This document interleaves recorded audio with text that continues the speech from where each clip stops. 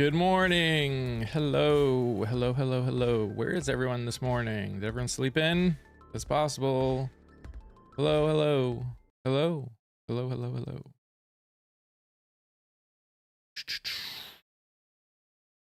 hello. Hello, Rachel. Hello, hello. How are you doing today? Happy Friday? Friday?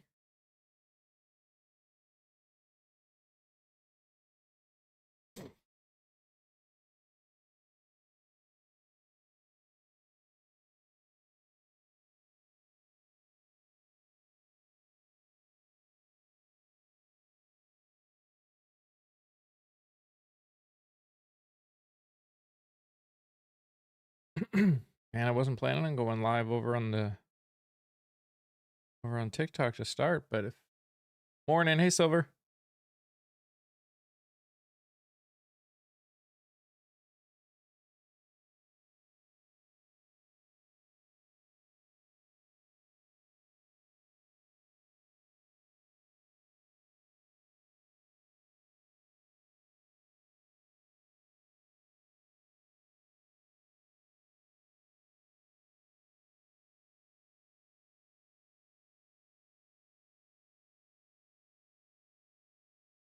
How's everybody doing today? Hello? Anybody here? Bueller? Bueller?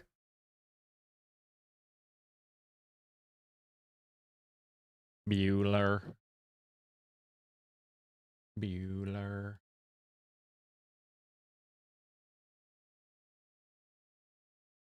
It is Friday. Can confirm.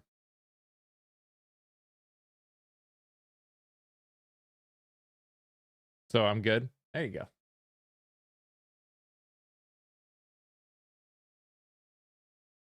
Well, I'm glad you're good. Today is going to be a busier day than I would want, but it is what it is. Morning, Aaron. Whew. I was screaming and yelling this morning at the reporting that's like, Trump says that the ceasefire is still in play, still active, even though they're firing at each other. I'm like, then it's not a ceasefire, you imbeciles. If you're firing at each other,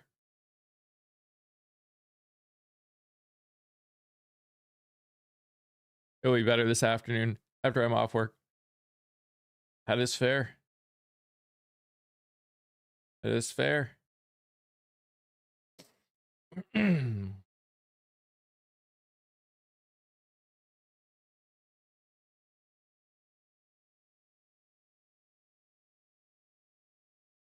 is probably the one annoying thing about being a content creator is you're never really off work.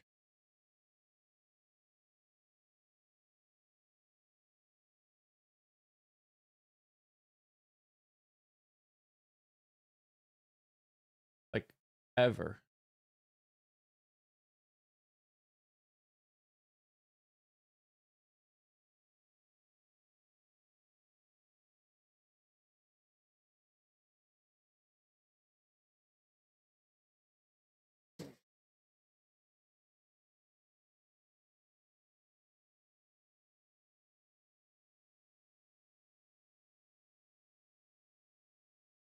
So happy to be back on YouTube. I feel you, Aaron. I feel you. Yesterday wasn't too bad. It was definitely annoying in the beginning, but TikTok lives are full of nuts. It's true. True. It's definitely gotten worse.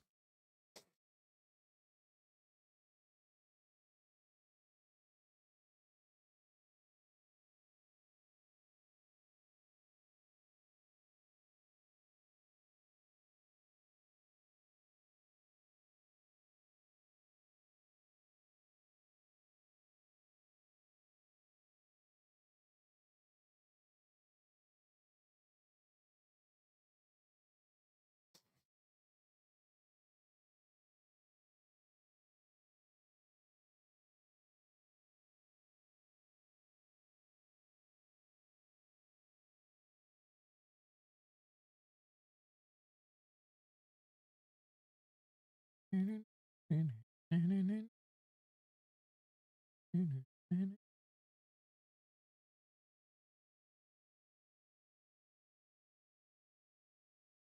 does one have a ceasefire while still bombing the country they have a ceasefire with? I don't know, Aaron. I don't know. I don't know. It pisses me off that they can say that. Supposedly they're still in a ceasefire with Israel's still in a ceasefire with Gaza. Supposedly Israel's still in a ceasefire with Lebanon, and yet they're still firing on each other. Or in the case with Israel and Gaza, Israel's still just destroying Gaza and firing on them. Like, that's not a ceasefire. None of that's a ceasefire.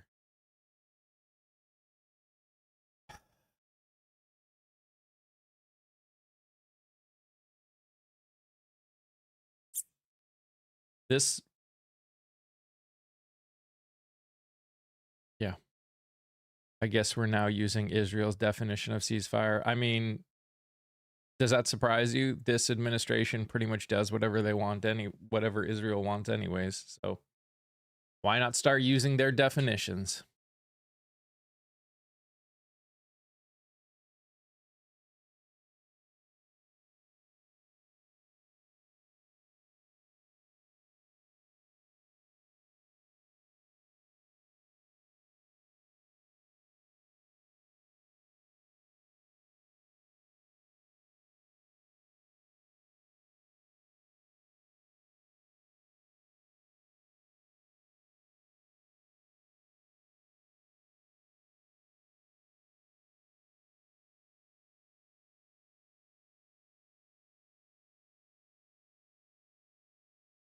It's funny. I was thinking about why some days I struggle just talking about things, and I think it's because there's just so much just crazy that my brain can't put into words what I'm feeling at that moment.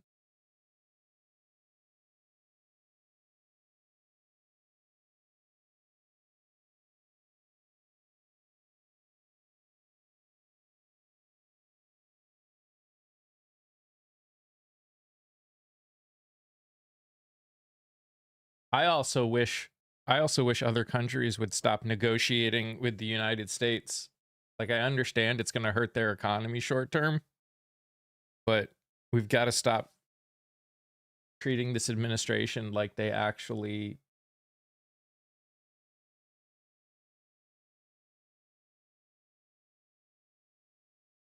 we've got to stop letting this administration threaten.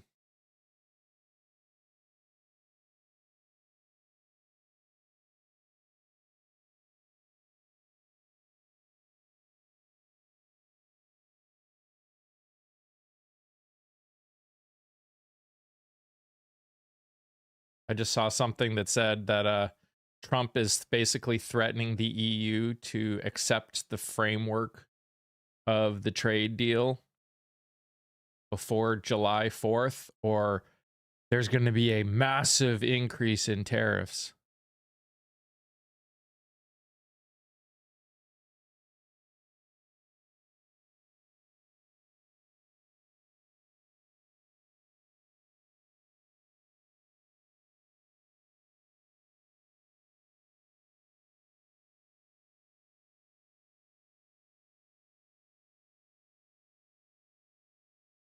And I'm just like, we're such idiots.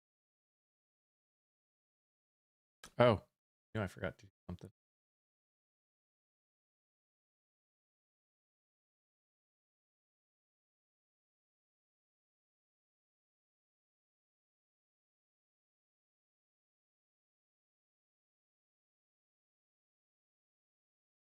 When has a Supreme Court ruling ever fully stopped this administration from doing something? Like, again, it's one of those balancing acts that I think people like. When people say this administration doesn't care about the Supreme Court, they do, but that doesn't mean that they aren't going to keep trying to do things. That is the problem with the way we as a society have ended up letting this become, because in a normal world the Supreme Court would rule something illegal,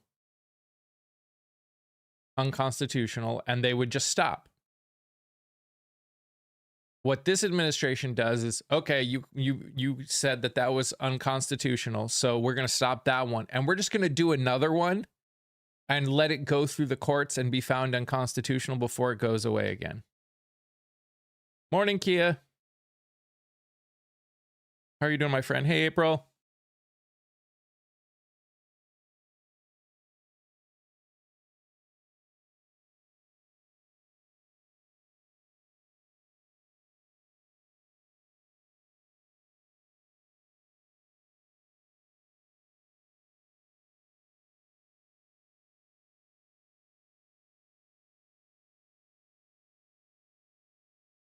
That's all you got. I feel you.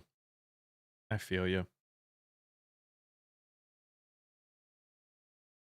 And I understand. It's been a frustrating morning. Oh no.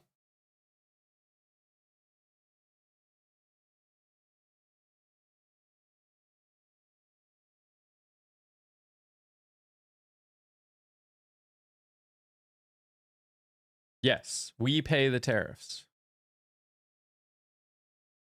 Can I just say I hate my neighbor's chickens? You know, I've heard that from you before.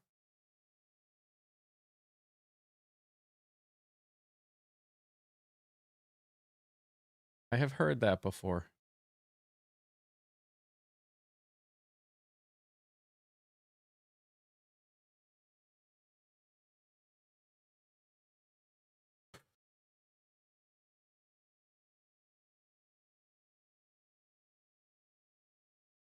Latest data shows the cell phone ban in schools didn't magically fix all the problems in the US education system. Wow, so surprising. I know, right? It's amazing. April. Thank you, my friend. I appreciate you. I appreciate all of you that have given to make this first trip possible.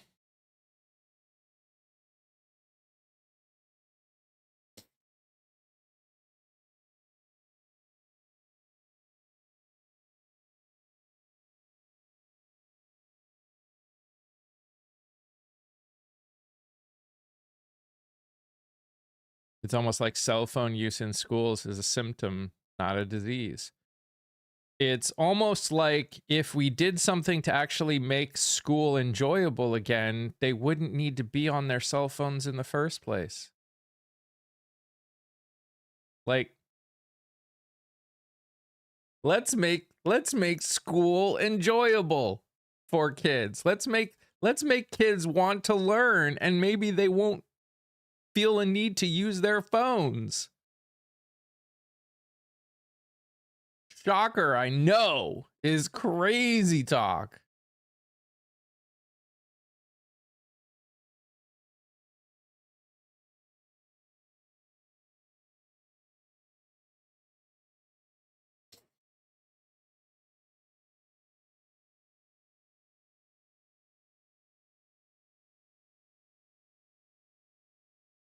Imagine being worried about cell phones and not. Yeah, that too, April. That too.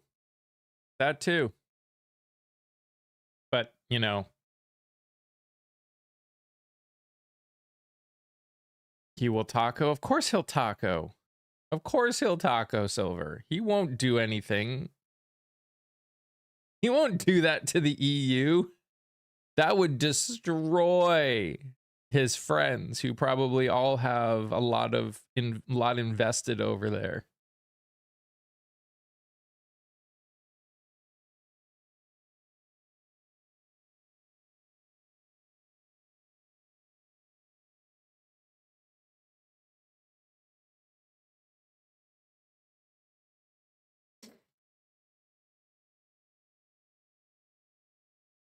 Oh, nothing happened in the EU. I think it was this morning, yesterday, I forget which. President Dump decided the wisest thing to do was threaten the EU with increased tariffs if they don't sign that trade deal agreement that they came to, even though it was just a framework, it wasn't actually a deal, by July 4th.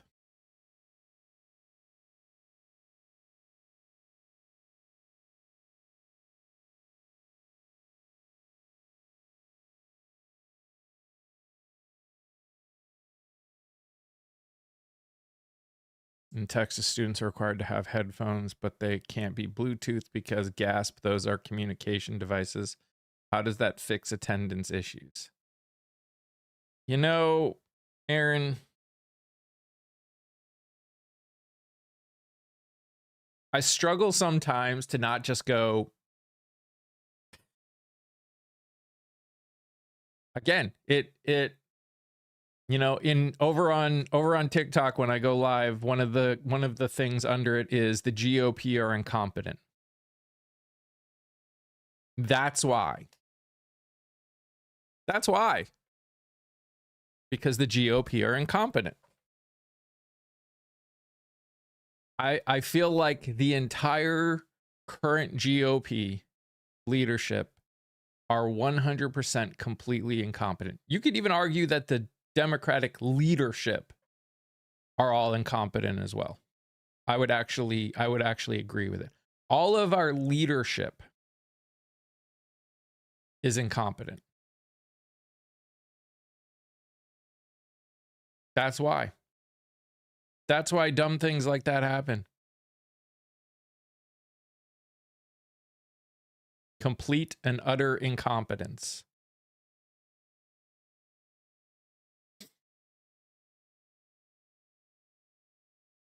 It was a bipartisan law. Yeah, here's the thing about that. And again, I don't know the people that voted for it, so I can't say this completely, but I'm just thinking about it from a if I was in that position perspective. In Texas, if you voted against that, it would seem to people, it would be used / seem to people like you are against kids learning.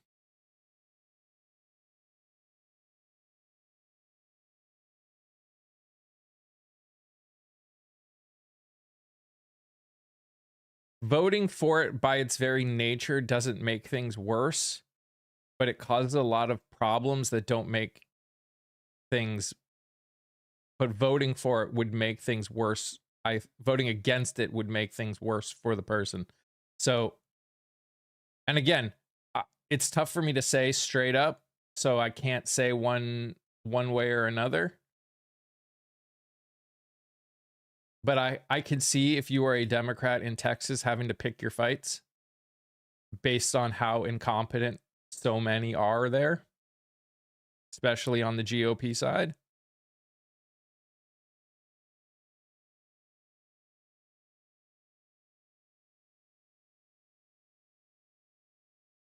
Folks writing our laws are so out of touch. That is very true. That's very true.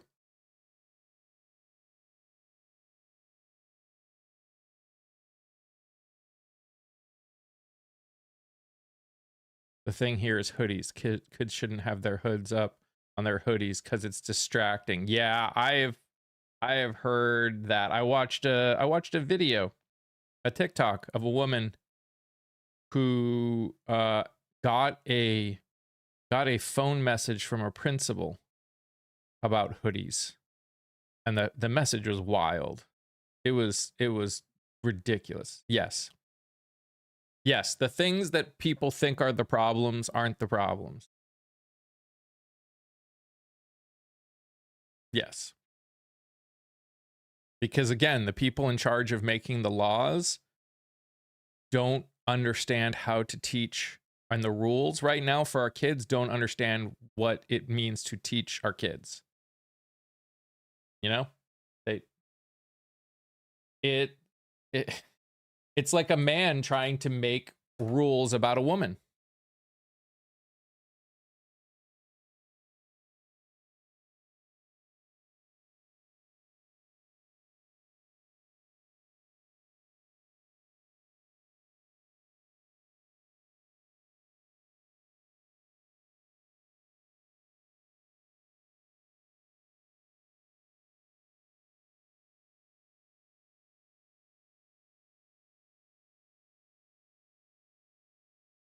Provides a sense of security. It also actually allows them to focus. And again, would never compare a kid to a horse, but it's like those blinders they put on horses. If it's there, it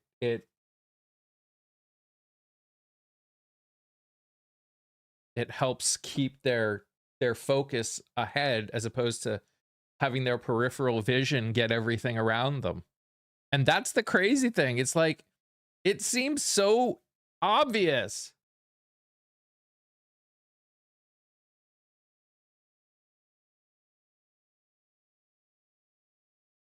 Helped block out the sound of the girls that sat behind him and always talked. Yeah. Yeah. I don't know. I don't know. I don't know anymore.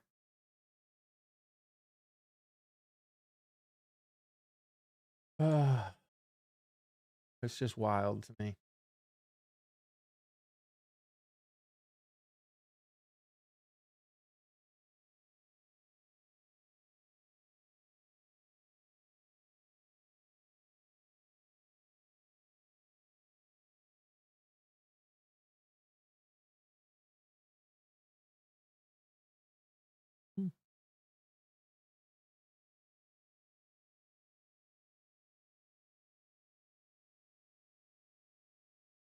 Man, I'm listening to an amazing conversation right now. From where? From me? My son uses hoodies and music to block out the people around him. We got him a cheaper MP3 player for this year.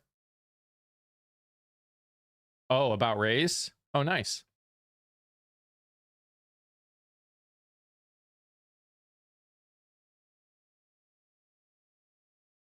On a panel in TikTok? Oh, nice. That's awesome. Good. That's great. I'm glad more people are talking. They had some older black folks up? Heck yeah.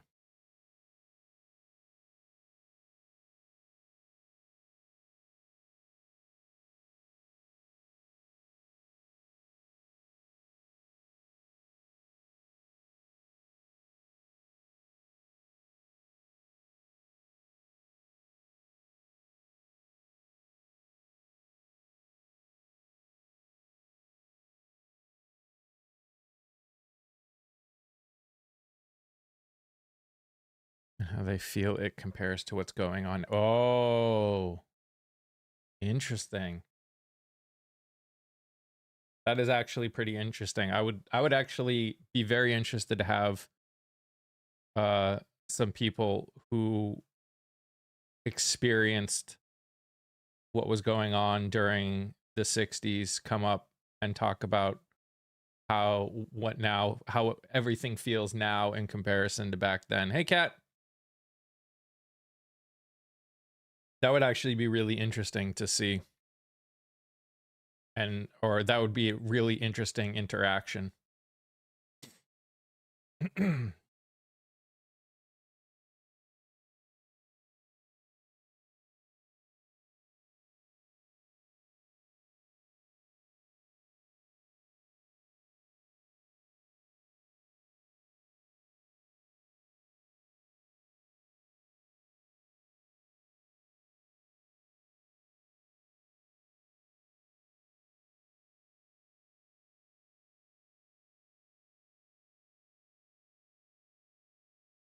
That would actually be a really interesting interview just in general, whether live or recorded. To interact with someone who was around back then to talk about the comparisons. Like to interview Clyburn or something. That would be really interesting. would be really interesting to get if I could get an interview with Clyburn and talk to him about the different, like, comparing now to then and how it feels.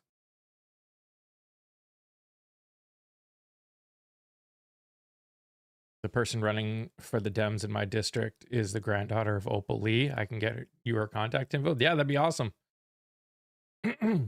Yeah, for sure.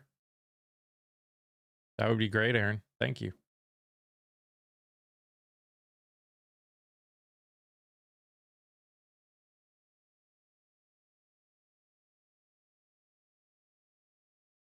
Mhm.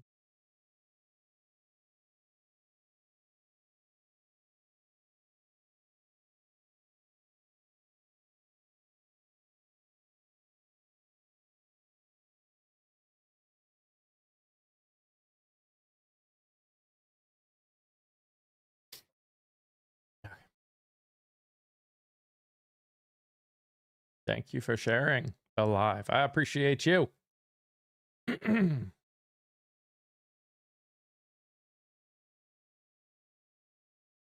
But yeah, if you saw the video I posted this morning, Scott Bessent came out with an official report saying that we're going to be adding over $2 trillion in fiscal year 2026 and 2.18 trillion in fiscal year 2027.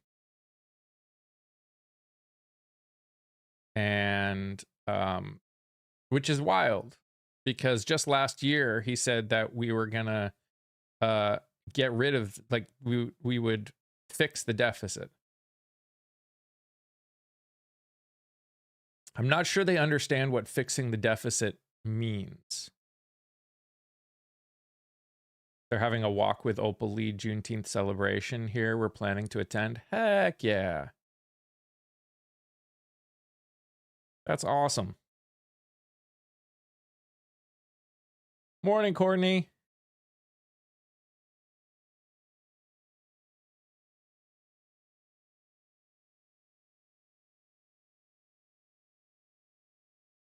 It's just quiet today. Just in general, it feels like it's really quiet today.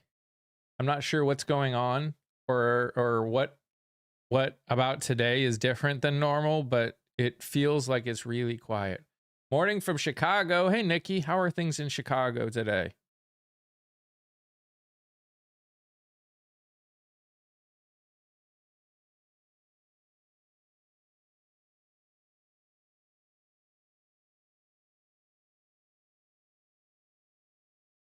Quiet in what way? Just more people are coming on and just listening than interacting. Like, I'm still getting similar numbers in many ways, but not as many of the people are coming on and talking. This weather is so bipolar. Sunny and nice one day, then cold and dreary the next. Yeah, I hear that. It's been weird.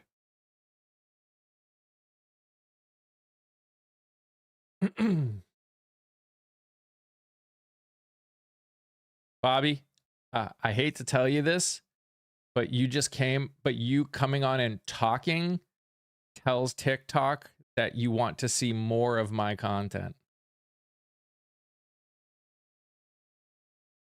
Like, you actually interacting with me just told the algorithm that you want more of my kind of content.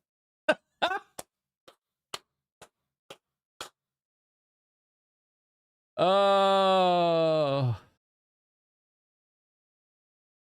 it's so funny.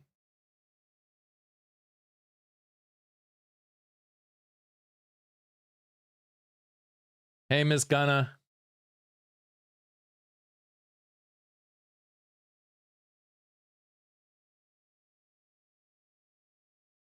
But not any great amount, though, is it? What?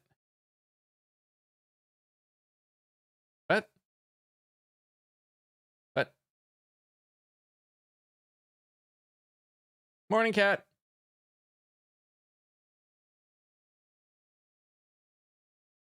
Oh.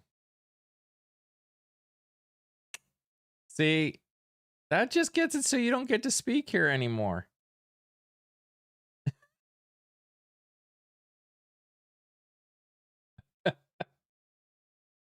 Like, what is gosh, y'all.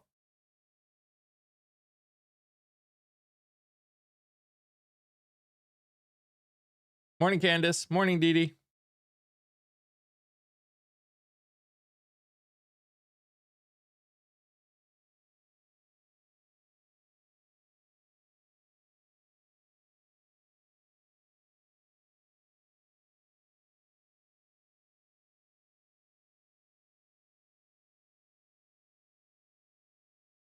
Have you ever realized that sometimes people don't realize that what they typed is not what they're actually trying to say because they don't actually realize that how sentence structure works?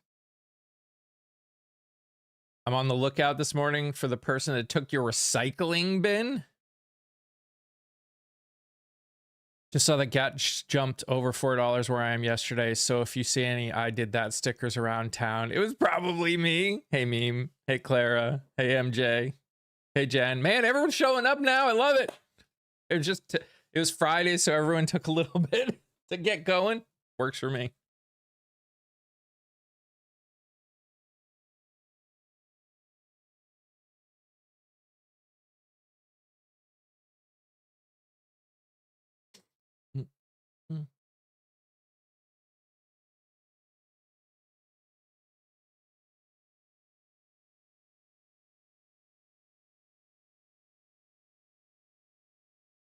It's just, it is wild to me. And actually the funnier thing was the people that came into the comment section, especially on the tube when I posted today's video, not the long form interview, but the thing about the $2 trillion increase.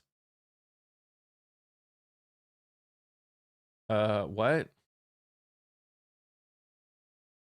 That's not what happened. But I'm doing good, Jason. How are you? Di said she fell asleep. Yeah, on Monday. She was she was up with me and Shug on we were talking and she fell asleep with her mic on. It was funny. Hey, Candace. But yeah, people were the way people were defending the fact that he went from last year at the beginning of the year saying he was going to get rid of our deficit and our national deficit and our deficit. And now hear that their administration is projecting that they will increase the national debt by over $2 trillion the next 2 years, the next 2 fiscal years, 2026 and 2027. And somehow that's not a big deal. Gave us a sweet treat yesterday by being live twice. It was fun. I wish more people were around, but it was fun. And not because I need a lot of people. It's just when there are more people, there's usually more conversation. Hey, Paige. They spend like they do. Oh, no, I understand, Kia. I knew you weren't going to be around. But yes, I mean, they're trying to add $500 billion to the defense budget for 2027. 500 billion with a B.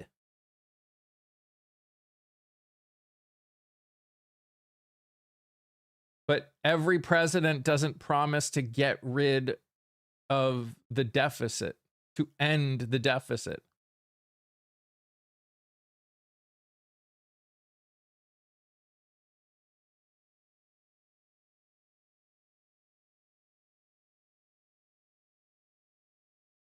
Yeah, wars that he wasn't supposed to get us in. No. No president has ever made promises like this president has.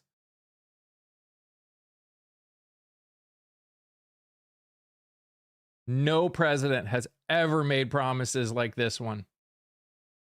This president has done absolutely nothing.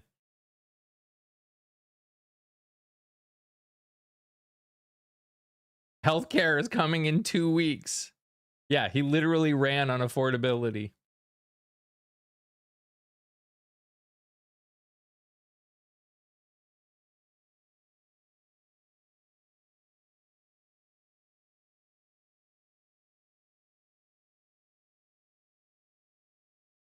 The fact that we have to live with credit numbers, etc., but the country's debt can be insane. Truth.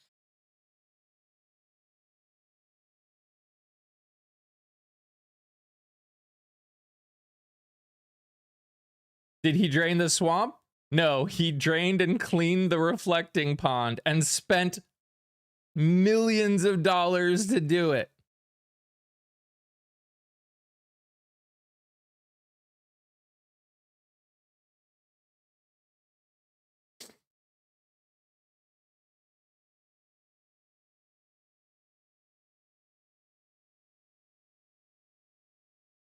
He's made better enemies.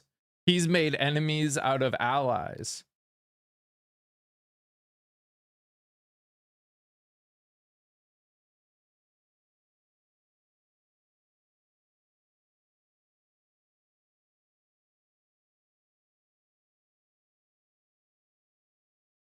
There is no death blow to Dems.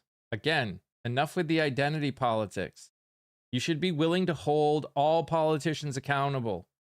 If you only will focus on one side, then you don't actually care.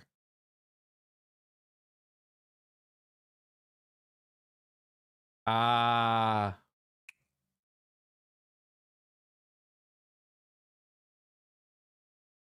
Stop talking about yourself like that, Rhino.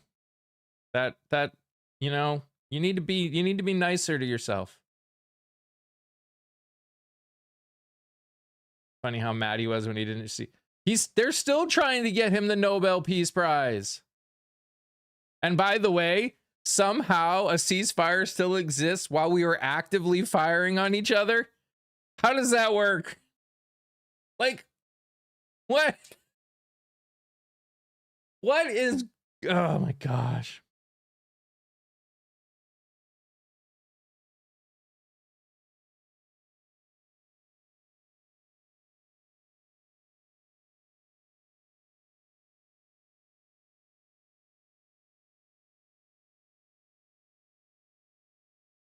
Someone in the community just sent me the official 2026 counterterrorism strategy.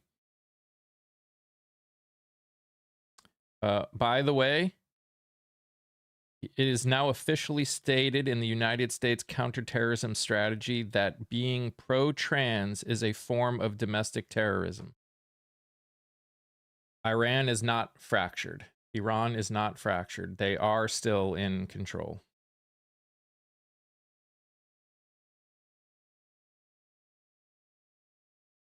According to the 2026 counterterrorism strategy, being pro-trans is now officially a form of domestic terrorism.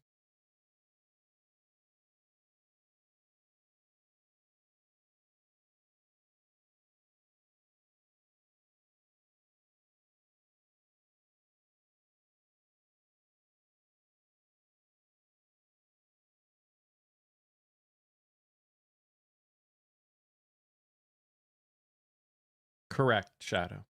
Correct. And hi, Shadow.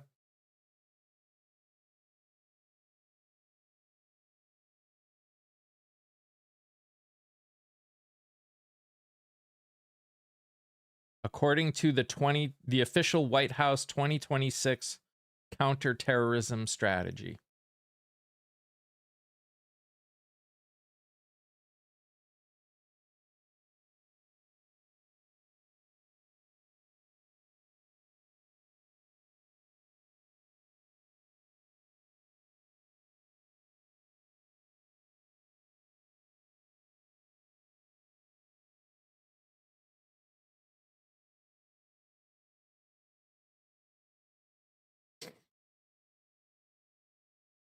And I know this person can't speak anymore because they're muted, but it's only a ceasefire if people aren't firing at each other.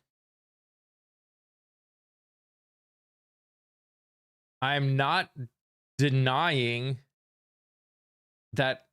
I'm not saying that no one should defend themselves. I'm saying it's not a ceasefire if you're firing at each other.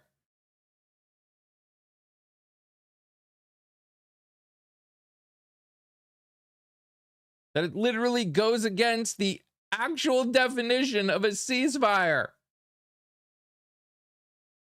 You can't sit here and say the ceasefire is on when you aren't firing.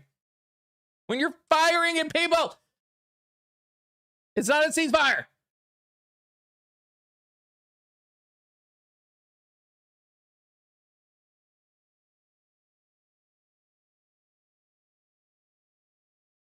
The supposed ceasefire we have with Iran, that isn't a ceasefire because we're firing at each other. He's only saying ceasefire so it can keep the stock market up and prices down. Hey Ash, hello friend, long time no see. Thank you for the text. We were just talking about it. It's great. Love it.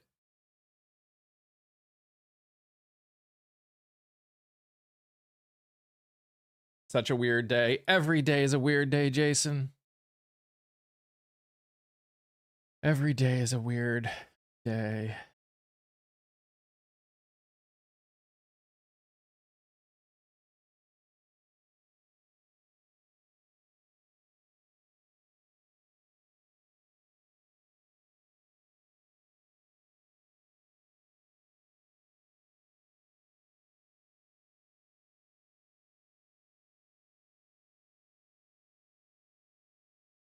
John, get ready for work. No worries. I had to break up a cat fight in a tree this morning. Jeez.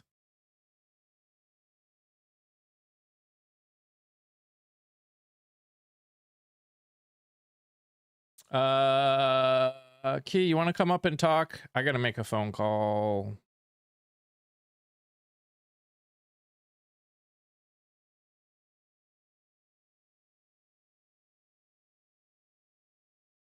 The world never ends. I'll be right back. I'm here. Good morning. No problem. Yes, I've had one hell of a morning, y'all. Good morning. I had to chase off my chicken's cat, my neighbor's chickens, my chicken's cats. God, y'all. The neighbor's chickens have gotten to the point where they're bold enough because they know the cats won't do anything that they're literally chasing them off of their food bowls when I feed them in the morning. Then the two male cats, the one that's like the big dog, literally chased the other one up the tree, and I had to use that same neighbor's tree branches that he had cut down to stop them fighting up in the tree. It's just been one hell of a morning. Good morning, everybody. If you haven't already, we're only at 4,000 taps. Come on, y'all. We can tap better than that. Make sure you've sent your heart me's if you haven't already. It only costs 1 coin. All those taps, they usually don't get pushed out to the For You page until we're at least like 10,000 taps. Yeah, it is it is a lot. I had to sit down and have some broccoli and some coffee and just chill out because I was about ready to go next door and just let my inner girl loose. It really sucks to be upset at animals and also love animals as much as I do because I like animals more than people. And I can't hurt, I would never hurt one, not ever on purpose, not ever, ever. And it's frustrating. Skunk got your dog in his face the other day. Do you know a good, oh my gosh, Mr. Matt's Critters, there's a paste he makes. No tomato juice. I think it's baking soda, peroxide, and something else. But you can put, you make like a paste out of it and you put it on there and it breaks down the oils from the skunk.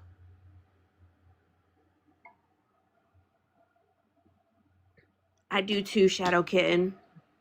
It's just been a lot. For those of you guys that have been around like this chicken drama has been going on for some months now, and it's just like frustrating. Can't leave hard food outside for the outside cats anymore. Well, it might be. I think it is Dawn. I think it's Dawn, peroxide, and baking soda. And you make it together, equal parts of all three, make it into a paste, put it on there, and it'll help break down the oil and the smell.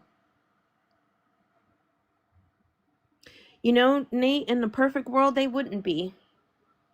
In a perfect world, they wouldn't be. No, Minnesota mom.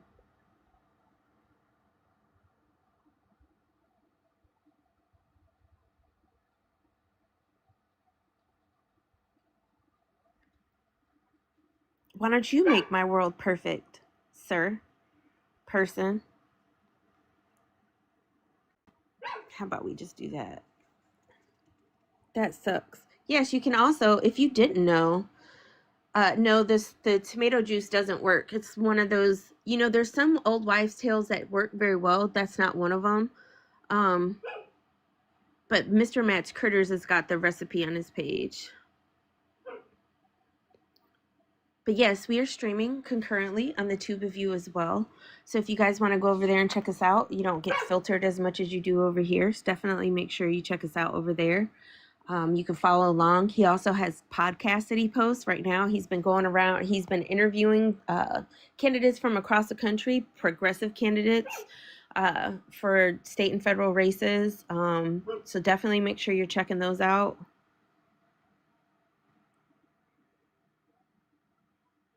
Good morning, Angel. Hey, Summer. Yeah, the chickens are chasing off the cats. I was terrified, y'all, like when the chickens first started coming around that the cats were going to get the chickens. I was terrified of it. But no, the chickens are bold and brave.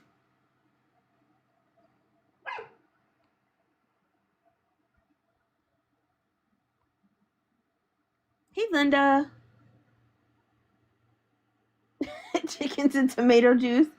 You know, Silver, I'm originally from upstate New York, and where I lived at, it was like a couple of apartment buildings and a couple of big houses broken down into apartments.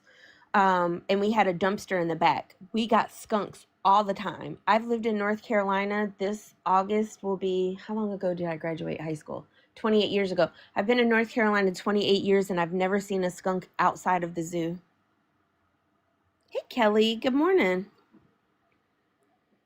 So I want to take a but yeah, and chasing the neighbor's chickens. Like, I'm gonna have to. You guys see a very nice side of Kia. I try to be very nice all the time. My not nice side wants to break loose, and she wants to go bang on the neighbor's door. And like, do you need help? I'm willing to go out there and help him fix the damn door to the chicken run if that's what it requires. But we just got to do something about these fucking chickens. Do I like North Carolina? I do. I moved here this summer after I graduated. So I graduated in 98. I'm from almost Canada, upstate New York, place called Watertown. If you have military family members, especially in the Army, they may know it from Fort Drum. I moved down here to North Carolina. My dad retired out of Fort Bragg. I came down here to go to school. And then life started happening. Babies came. I don't know if I'd eat them, Ash, but I mean, I could always make a good chicken and rice meal for the dogs and the outside cats. Wouldn't that be some shit? To boil it up and serve it to the outside cats. I like North Carolina because we've kind of got all of it. I'm like where I am, I'm at an intersection between. Sorry. Sorry about that. I got a phone call. Where I am, I'm very close to two interstates, 40 and 95. I can get to either one in less than 10 minutes. I'm about an hour and a half from the coast, so I can go to the beach if I want to. I'm about, depending on where in the mountains, 4 hours from the mountains. If I want to go to the city, I'm about 40 minutes away from Raleigh. So it is, North Carolina is pretty cool. There's um the weather's been crazy here lately. We're right now in the middle of the driest spring on record since they started keeping track of records back in, I think they said like 1883 or something like that. But yeah, there's lots to do. You visited Raleigh years ago. Raleigh has grown a lot. My dad lives in Raleigh. I'm not like a city person, so I don't really go to Raleigh that often, but yeah. Right, asshole? But I mean, we get, it gets really hot here in the summer, but usually our winters are not that bad. Um, but yeah. Hey, Naomi, how you doing, love? But I was telling Mike on the other side, I was listening before Mike goes live. I was listening to another live, and they were talking about race, and they had older folks come up, like people that were alive and grew up during, they were born in the 50s, early 50s, grew up, most of them, the people whose stories they were sharing, they grew up in the South, and listening to their stories of things that happened about racism, and then comparing it to how they feel like what's happening today with like what happened in Louisiana and how they feel about it all. Are you leaving, Summer?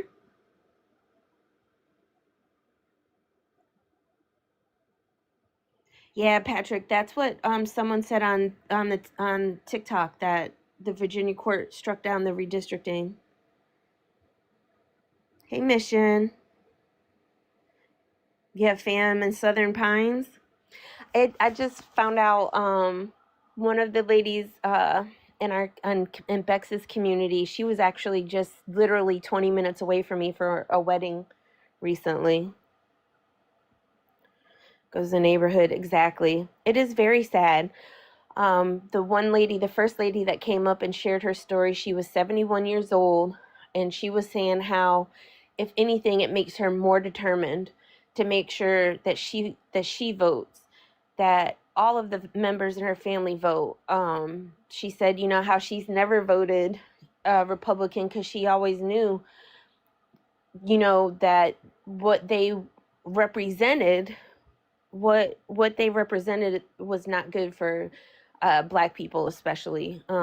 They talked about, I heard stories this morning about young boys being chased on horseback by people in the K group, about little boys being threatened to be unalive by police, about, just all kinds of things. And it's like, and that's what I say, like when I'm up here talking, like I'm 46, but when I'm up here talking, this is what I mean when I say there's people still actively walking, talking around right now who lived during those times when all of those things happened. They are breathing people. Like they still go out and vote. And the one lady, she was like, she went out and she said, I think she was 70 years old, and she went out and got her license for, to carry. And she went out there. She's like, I went out in 110-degree heat to do my class for my safety stuff. And she's like, because I'm not done fighting. She said, I didn't live, my folks and we didn't live through everything that we've gone through to just give up now. She's like, she doesn't know why they think that they're just gonna all of a sudden gonna win and that we're just gonna lay down and take it. That's right, Dee Dee. It wasn't that long ago. There's still people, like, y'all, the building that I go to for church, like it's literally, it's the building we're in, and then there's one more building. They tore down the big school, but that was the Black high school for the entire county in the 40s and the 50s and 60s, before everything started. The building that they used to use, that my kid's grandmother went to school at, a segregated school, they use it now for like a food bank, but the building is still there. I don't think people understand it. We're not talking hundreds of years ago. People actively walking, talking, and breathing that lived through this stuff are still here. So Virginia Supreme Court struck down the redistricting referendum. Yeah. Yeah. I'm trying to ask I tried to ask the creator before I left. I'm gonna message him, DM him. I don't know if they have a tube of you that he can maybe post it on, because like those stories were really powerful listening to. Yeah. Hey, Mission, you mentioned, I just wanted, because I just thought about it. You mentioned talking to someone about getting interacting another creator at some point. Did you ever reach out and hear about that? I just want to make sure I mentioned that while you're here. And hi. Hello, everyone. Hey, Kelly. Hello, everyone. Sorry, I had to do that phone call. I love when people just come in without an image and just type in LOL. Because you know. Yeah. You know. Hey Ken. Hey everybody on the other side. Yes, Paige. That's what I was gonna say. Ruby Bridges has a TikTok, y'all. Ruby Bridges herself. She has a TikTok. But it's like listening to this, like these are folks that have their own phones that got up on TikTok all by their damn self and shared stories. And it's just so important for people to hear the stories. Not, a lot of, I think sometimes people think that like the end of the Civil War just was, everything just changed. And I don't think people understand how it's going. If what I've been saying since I've been in this space and coming up on this panel and talking about race, that it's still active, if the fucking Supreme Court did not just verify that for the entire world to see, I don't know what else do we need to do? Mm-hmm. Like, what else do people, and I don't think folks understand how racist they sound when the first things they start talking about, when they ask. And sometimes I listen just because I want to hear what they say. I don't want to hear about data and number. I want to hear people say it out their own mouths why they support this person. And one of the first things they talk about is immigrants. And then they get pissed off when someone says, so you're a racist. Because you always, once they follow up that sentence, it's always something about Black and brown folks. Yep. And it's so frustrating. Yeah. It's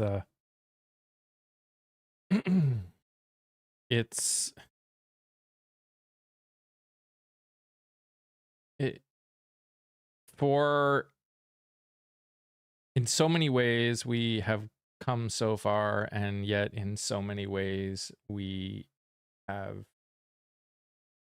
not changed in the least. And that is it is heartbreaking. It's heartbreaking, just like Linda said. It's heartbreaking that we actually learned so little in the end.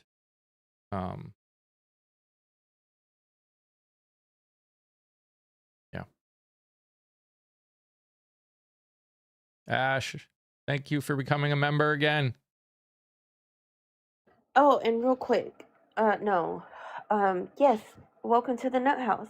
And that's like, I especially the YT folks in here, like, please make it your business to listen to the stories, to read the stories, to read the history beyond the bullshit that they taught you.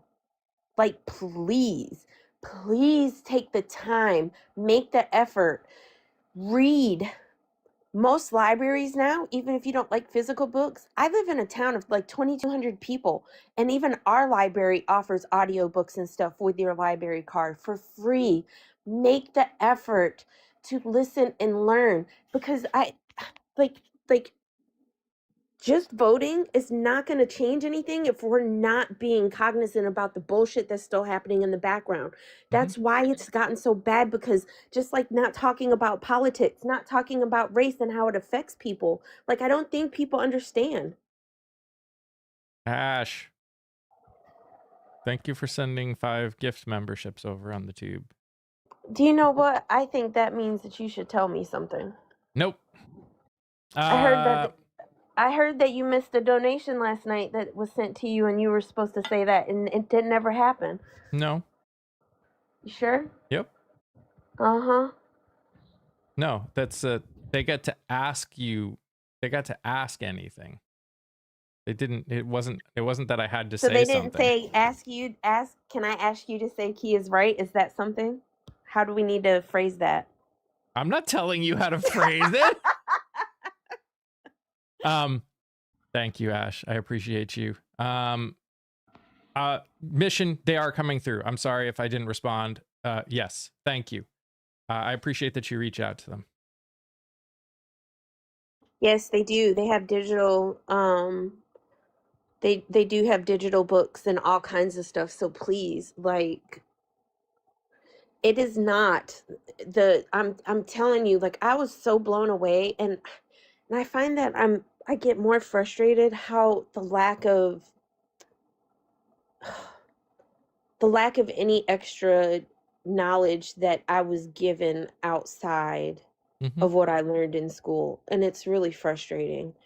And I sometimes hate the fact that, because like all of my black relatives lived in Virginia or now Pittsburgh, once I met my Pops family, and I didn't grow up surrounded and learning all of those stories and things like that. It was always just visits.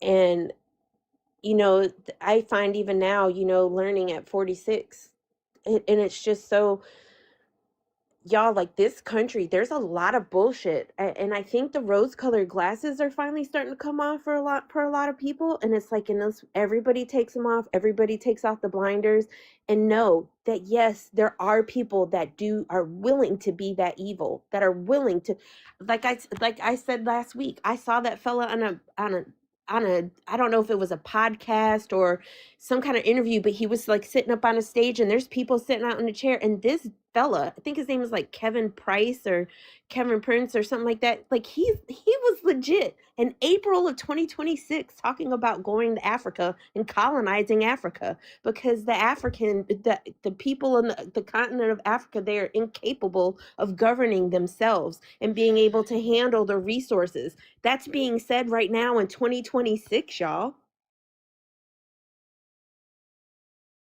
It's crazy. Yeah. Yeah.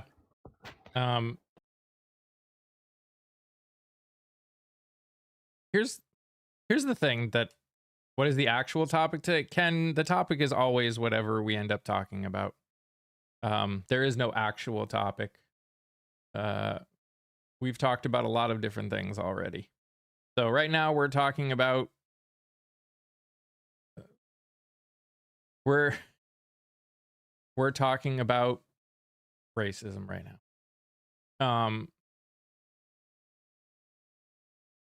Racism, and specifically what brought it up, Ken, was I was in a live prior to Mike coming live on TikTok, and they were bringing up folks. They had to be black and they had to be over a certain age, and they were sharing stories of what it was like growing up, during the civil rights movement, and how it was living in segregated areas, going to segregated schools. The one lady, she was actually born in a segregated hospital. How there was only one hospital in the entire county that black people could even go to, and it was segregated. And how, how did they feel about what's happening now, especially with SCOTUS doing what happened in Louisiana, and how is that making them feel, how is that affecting, and just sharing, because people need to hear. Like I keep saying, this shit is not from the 1800s. We're still talking about people walking, living, breathing, and voting right now. Yeah. Here's the deal, and I don't think people realize how we were for yesterday's evening live. And it's over there still on the tube, because I think I really do believe it. Men especially, but a lot of people, especially when it comes to racism, just a lot of people that have my skin color, get all in their feelings when people bring up the idea of They already tried yesterday and they failed. Just so you know. They were both on here when they were attempting to do that. We've got to be willing to listen to other people, to listen to people when they say that it's happening. We've got to stop getting frustrated when things feel uncomfortable. Is racism by its very nature a comfortable topic? No.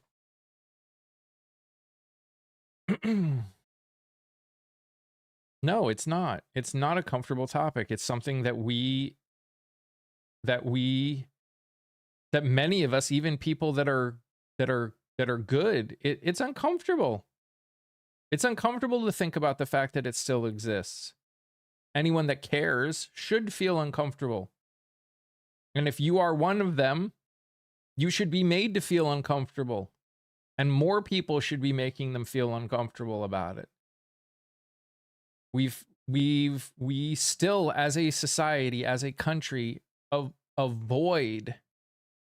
want to avoid any uncomfortable situations. We don't want to, which is why, you know, the whole idea of, which is why this idea of, you know, agreeing to disagree became so popular, or I don't do politics, or politics just divides, because it makes people feel something that they don't like feeling. And it pushes out conversations that they don't want to have, because they don't like the idea of having to change their relationships with people they may have had relationships with.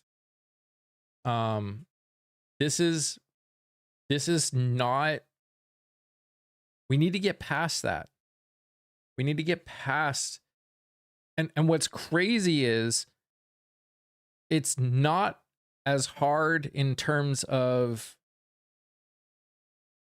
the actual work it takes. Yes, it's going to take a lot of work to get past, for those of us that have grown up in the system, that have the privilege of the system that we've grown up in. It will take more work, obviously. It will take work. But really what it comes down to is caring. And caring when someone sits here and says, this is an issue, this is what I experience, actually listening to them and not just dismissing it. I can't count how many people come in and go, well, that's just the way things are. There's nothing we can do about it. And they do that about everything. They do that about the economy. They do that about racism. They do that about sexism. They do that about everything. That's just the way things are. And that's why we are where we are. Like, I can't count how many people like, we can't do universal health care. You just can't. It's like, who says we can't? Why the fuck can't we? You know who says they can't are the people who are going to lose they're going to lose their big old multi-billion-dollar businesses they've built off of us. And they listen to that. The way they've indoctrinated and the misinformation and the propaganda that they've been fed and they're continued to be fed. It's just amazing. And here's the thing, Nikki. Even if it didn't work for Canada, which it does, but even if it didn't work, this idea that because the way they do it doesn't work perfectly, it means the whole idea doesn't work, is ignorant, if at minimum. If we can sit here and say we need to do something different, this isn't working, then let's look at other countries and go, what's working? Why is it good? Why is what they're doing is good? Even if it's something completely different. In the end, I would do almost anything at this point other than saying there's nothing we can do. This is the best that we can do. That's bullshit. It's bullshit. This is not the best that we can do. We can always do better. That's why I always hate this idea of conservatism in the first place. There's no such thing as a true conservative. This entire country, every aspect of this country that has changed is based on progress. Everything that every conservative enjoys is thanks to the progress that happened. Why it's dumb that anyone can even say they're conservative, because none of them actually are. They just don't like the way it's going. I love someone messaged me, "You're being blocked." Okay. Oh, you got me. Do you need me to send you a case of tissue?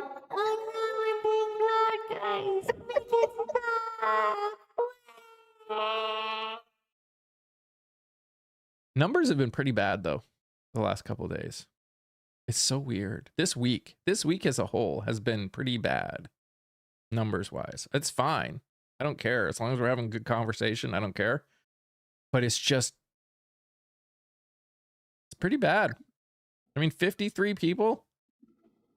I heard, I actually fell asleep when his live because Zeus had woke me up to go out and GT was on. So I just had my phone plugged up and I listened, and he was sitting there talking about, they were also talking about, like, I think too, they were talking about like how they changed the creator fund and how they don't get paid as much for views and different things that they used to. I didn't pay as much attention back then, but he was saying how like he made like $100-something on this video that had like hundreds of thousands of views or something, he was saying. Well, it's always been messed up. The problem with that whole thing as a whole is because they don't really explain to you what they use as a gauge to decide how much per 1,000 views you get. Because like I had the one I had after at the 2024 election, that got like 6 million views. And the amount per 1,000 views that they ended up giving me was like 15 cents or something like that. It was tiny. I don't even remember what it was. That's what he was talking about. You're right. But this recent video that I have that did well, got over 100,000. I think it's like 150,000. I looked at that and it looks like it's at a little over $2 per 1,000 views. I don't know what the difference was between them, but except for the fact that one got more views than the other. He said one of his, he said they were going to pay him 7 cents, some shit like that, because him and Carly were talking about it. Carly was saying that like they were doing 15, she got 15 cents on one, and then the other one was like 10. And she's like, I don't understand what they're doing. And she's like, they want to keep fucking around with how they're, doing you guys with your money. People are going to keep leaving the app, and it's just counterintuitive. If you're trying to make more money on the app, stop doing that. Stop blocking folks from having the important fucking conversations. We shouldn't have to say these crazy ass made up words for the number one unaliver, stupid shit like that, of our children. We shouldn't have to use pew pew for something like that. It makes it infantilizes it so much. Talking about the grape and stuff like that with all of those people on that site. We shouldn't have to use those crazy words. Stop blocking stupid stuff like that. I understand not being able to come up here and threaten anybody. You should never be able to do that. That is not okay. And I understand not slurring at people. But other than that, like, stop. Mm-hmm. It's just fucking crazy. Like, we shouldn't have to be worried about, and it's really frustrating because I will say, and I'm just generally speaking here. But I walk on both sides. I walk on both sides of the streets of TikTok. I walk on the YT side and I walk on the black folk side. And there's not going to be as many. You will see a lot of predominantly, BIPOC spaces that you don't really see a lot of YT people. But the thing is sometimes when I see some of these bigger YT creators that can say all of the fucking words, all of the words with no filters, the real word for the folks over in Germany, that fella's name over there, and they can say all the things, and then you go into a black space and they say the real YT thing and they get fucking kicked. That shit is, they're setting up, like, TikTok is doing some funky shit and people see it. Mm-hmm. Yeah. Yep. I mean, and again, if it wasn't for the fact that I actually see growth potential, even if it's small, I have more growth potential. I have more people find my content on TikTok than I do on the tube right now. Because unfortunately, the way it works is the way people find content over on the tube involves people having to share content. That's just the way it is. Like, you have to get people in and then have those people want to keep watching. Thank you, Mission. Thank you, everyone who gave and helped finish off that. Y'all have been insanely generous, and I do appreciate it. And see, for me, Mike, like, literally, that's why I got so hard into these spaces, into the communities that we've had, because in my personal life, I don't really have anybody that talks politics or except for my dad, but he doesn't do social media at all. And it's like, even like on the tube of you, there's literally no one but you guys to share it with, because my sons that do use YouTube, they're not doing it for politics. It's for their gaming. Damon likes animal shit and just different stuff or whatever, but they're not into it. So I know. And I think that's the struggle. They don't make it as easy over there. That's one of the things that is so irritating, is you'll go into like the tube and it's almost kind of like if they would mesh the two interfaces, you could make a freaking amazing platform. You know what I mean? Not having as many restrictions, having a bigger base for you to be able to put your comments, but be able to use music and stuff and not worry about it, and being able to reply to each other without having to be on a laptop or a computer. I think that would be great. Yep. Trust me, it's a constant struggle. And honestly, in the end, maybe I just need to, I don't know. That's why I keep saying, if I could find a way to get, I don't know. There are so many things that come with it. All right, Mission. Thank you, guys. Bye, Thank you, Mission. everyone. Thank you, Linda, for giving that much, and Patty and everyone. You guys friggin'. I love that fist bump gift. It's really cool. Only in America do we tolerate so much nonsense. Here's the thing, and it's really the problem in the US, especially right now, is we don't we like the idea of free speech. You, I, all of us here that are here consistently, we understand that free speech only protects against the government doing something. The problem is we as a whole don't actually hold our politicians to that. All right, Candace, have a great day. Hopefully your appointment goes well. We don't actually hold our politicians to following that standard. And what do I mean by that? We as a whole don't understand free speech. We have been taught, and we've learned, and we've we've somehow allowed the idea of free speech to become, I can say whatever I want, wherever I want, whenever I want. But we actually, in the end, and I don't think anyone here is like that, but I'm talking about just as a more generality, we are allowing the government to go against free speech. Oh, speaking of someone who gets who gets herself in trouble all the time on this app. Hey, Victoria. Hi. Yeah, I get Good myself in morning. trouble a lot. Good morning. How's everyone doing? Oh, just it feels like it's one thing after another. We were just talking about, how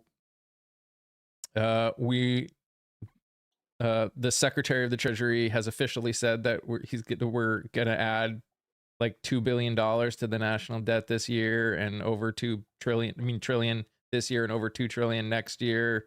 And there are people defending it for some reason. Virginia Supreme Court just stopped the redistricting. Mm-hmm. Kia was talking about how she was in a different panel, or she was watching a different live, and they brought up older black people who were talking about what it was like back during the civil rights era and comparing to what's going on now. Yeah, I mean, I did 2 posts, and something happened that I was expecting. So I talked about I did it here on TikTok, and I did it on my other thing. And what I said that Jim Crow never ended, it rebranded, which is true. That's what happened. And did that post, and of course it's not really going anywhere. But then I posted a picture with Justin Pearson, who's running in District 9.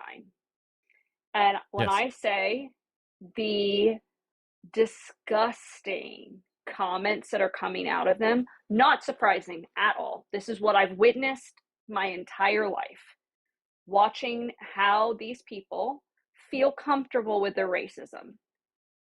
The President of the United States gave them permission to be openly racist. That's it. And I've been looking at the comments and and screenshotting the ones, because I'm like, here we are, and they're not afraid. They're not afraid to be this way. But no one who looks like me should be surprised. Not a single person should be surprised, because this is what has been happening in every small town across the country. This is what happens behind closed doors. This is what happens when we do not speak out against racism. Mm-hmm. And, of course, the comment section is going to be nasty, but I'm not worried about that. I don't care.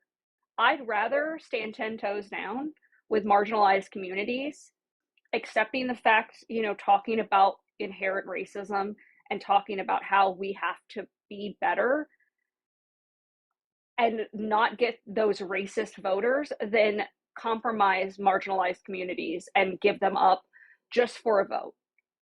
And I've gotten a lot of pushback about my stances, and I'm like, I don't care. I'm standing 10 toes down with marginalized communities, and there are plenty of people in those comment sections that are just proving they're anti-Semitic, they're transphobic, they're homophobic, they're bigots, and racist. Oh, that was the other thing Yeah. we were talking about today. I got texted the United States 2026 counterterrorism strategy, the official one from the White House. Mm-hmm.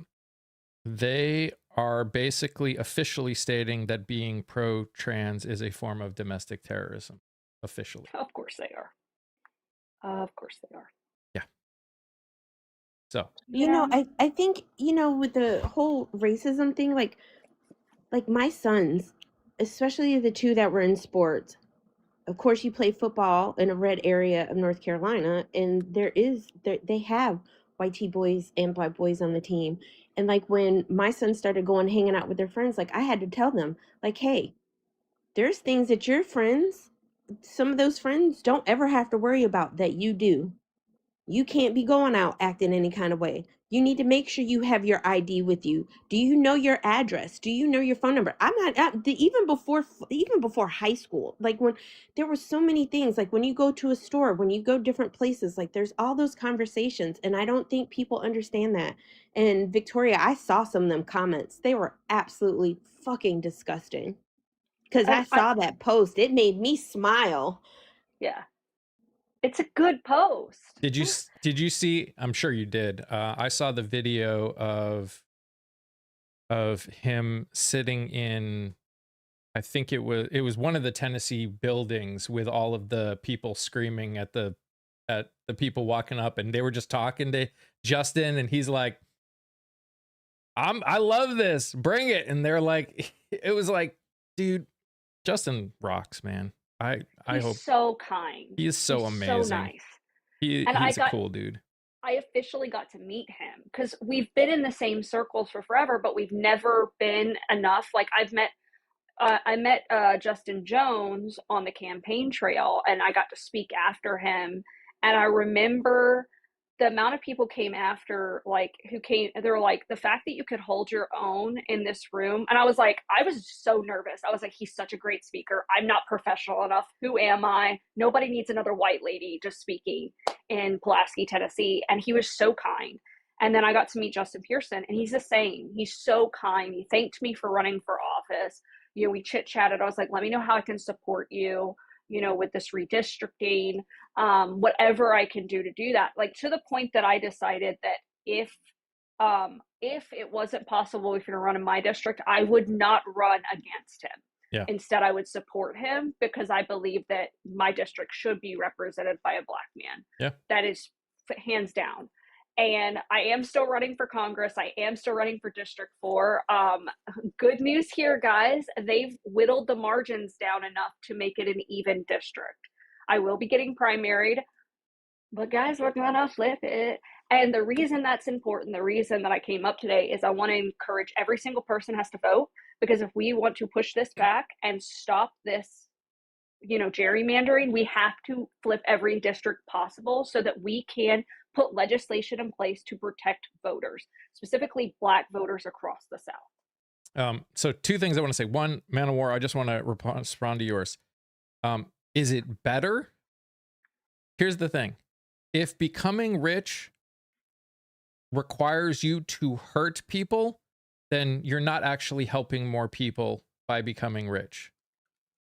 So it really depends. It really depends. Like if in order to get rich, you have to hurt people, which is what most people who become rich do. They become rich on the backs of other people by bringing other people down. You cannot have billionaires without having people that have almost nothing. Not possible. If you becoming rich hurts more people, then you're not actually helping anybody. That being said, the other thing that I want to say about all of the gerrymandering we're seeing, I saw a post by Bernard Taylor, who is running in Florida's 21st district. He said that in his district, the gerrymandering is turning his district from an R7, R8 to an R5. There's a lot of assumptions being made on this gerrymandering. And again, in the grand scheme of things, I understand exactly why people are saying and worrying about it the way they are. We need to talk about it. We need to talk about why it's bad. We need to point that out. But the other thing we need to remember, we're getting 6 more months of this administration doing and saying some of the craziest shit humanly possible. And we are going to get, if we keep talking about it, we keep pointing out why it's bad. When I make a video that shows where Trump goes, we're going to get rid of the deficit. We're going to end the US deficit. And then just 1 year later, after already adding $2 trillion to the national debt, they go, well, we're going to add $2 more trillion in 2026 and another 2.18 trillion in 2027. That's assuming nothing else changes. That makes it even worse. We hold them, we point it out, and we stop defending that crap. So I don't think all of these, as horrible as what they're doing actually is, because again, we need to talk about it. We need to talk about the fact that these states are actively trying to disenfranchise and remove representation from people of color across, especially Black people in America. 100% doing it. We need to call it out. It's sickening. It needs to stop. We also need to understand that in order to do what they are doing, they are lowering their leads in every single district in their states. That is the only way they can do it. They're taking a district that in many cases, because they are so racist, they are sticking everybody. They're taking districts that are 85% Democratic voters, and they are splitting them in to other districts, which means there are less of their voters in those districts now to make it happen. Again, is it going to be easy? No. In some cases, it's going to be potentially still impossible because of how bad those states are in general, especially when it comes to racism and things like that. But it's not impossible the way it may have been before this administration has done everything they've done. And I think this is an important moment to remind people that the best way to push back against this, the best way, because all these are getting challenged in court. The NAACP is challenging, the ACLU is challenging, and, the candidates who are already on the ballot, luckily I don't have to do a lot to figure it out. I did have a horrible week, stressful, trying to figure out what I was going to do. But the good news here is that you can show that you care about what's going on by voting blue down ballot. If you think that your vote doesn't count, just know they are only doing this to stop flipping seats. And now they've made it possible across the board. So every vote counts. Every grandma, every father, mother, sister, brother needs to get out and vote, because the only thing they can't control is voter turnout. So make a plan today. Make a plan to make sure that you're at the primary, because primaries are normally when your local and state elections go through, specifically local and judicial, I believe it is. And that, at least that's the state, and that's the case in Tennessee. Make sure you show up in November. Show up and vote down ballot. That is the only way we push back against this, because right now we're challenging everything in court, and that's going to take time. We're going to lock them down in legal. That does not change the fact that in the meantime, voting is going to be your superpower, and your voting is showing Black voters, Black, brown, and Indigenous people across this country that you understand how bad this is and that you want to see change and are going to stand up and show up for them. Mac, so this always happens. Stock market, most of the country does not own stocks. And when I say most, I mean a vast majority. We're talking 70% do not own stocks. And the job report, here's the thing about the job report. When you look at the amount of people that especially the unemployment rate, you need to understand the unemployment rate does not take into account people that aren't looking for jobs anymore, that aren't actively looking anymore. There are a vast majority of people that are looking for work are starting to just give up at this point, because they have applied for hundreds of jobs and been denied. So an unemployment rate of 4.3% doesn't actually show the problem that this country is dealing with, which is more and more people are just not looking anymore. Not because they don't want to work, but because they've been doing it for months, sometimes years. And they're not getting offered anything. It's not even like they're not even getting offered a job that's not paying enough. They aren't getting a job at all. Yeah. I mean, I was unemployed at the end of 2023 prior to running for office because I got laid off. And I applied for 120 jobs in 4 months. Immediately after being let go, laid off, whatever. It took me 4 months. I applied for 120 jobs. I got 10 interviews and 1 job offer. And I was doing it every single day. And my severance ran out in the end of like December, beginning of January. And I went on unemployment because of the pandemic and all those stuff, I ended up having to go through special trainings on unemployment and all these things because they were like, well, you've been unemployed multiple times in the last 3 years. I was like, I've been working since I was 16 years old, younger when I was babysitting. Yeah. What? I literally hopped off. I literally got the news on a Friday, did a political event that Saturday. And I never talk about this during my stump speech. Literally picked myself off the floor because I was just terrified of what was going to happen. Did my political event that I'd been planning for months the next day. Monday, I got my gender affirming care, breast reduction. And by Tuesday, I was applying for jobs. I came home from the hospital and immediately started applying for jobs. I was so sore and so stressed out, but I wanted to utilize the healthcare while I had it and all those things. And then just applying and every single thing I could do to get a job, looking at every option. And prior to that, I worked as a substitute teacher because I was unemployed and I did the thing that you have to do. They don't account for that. A lot of people on unemployment take odd jobs so that they can get their unemployment, but also make up the gap because it's only $200 a week. It's nothing when and I took a $20,000 pay cut at my current position. And they don't get that a lot of the people that aren't working are like Gen Z. And what are those Gen Z kids? What are those Gen Z adults doing while they're not working? They're living at home with their parents.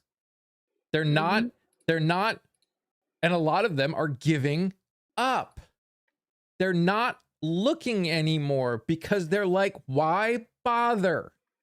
I've applied. There's people that have come in that I've seen videos that are like, I have applied for 600 jobs and gotten like 2, even young millennials. Yes. I mean, it's happening to everybody. People are starting to living situations are starting to change for a lot of people because there just aren't the jobs. So when anyone says unemployment is low, the job market is great, it's not. It's not.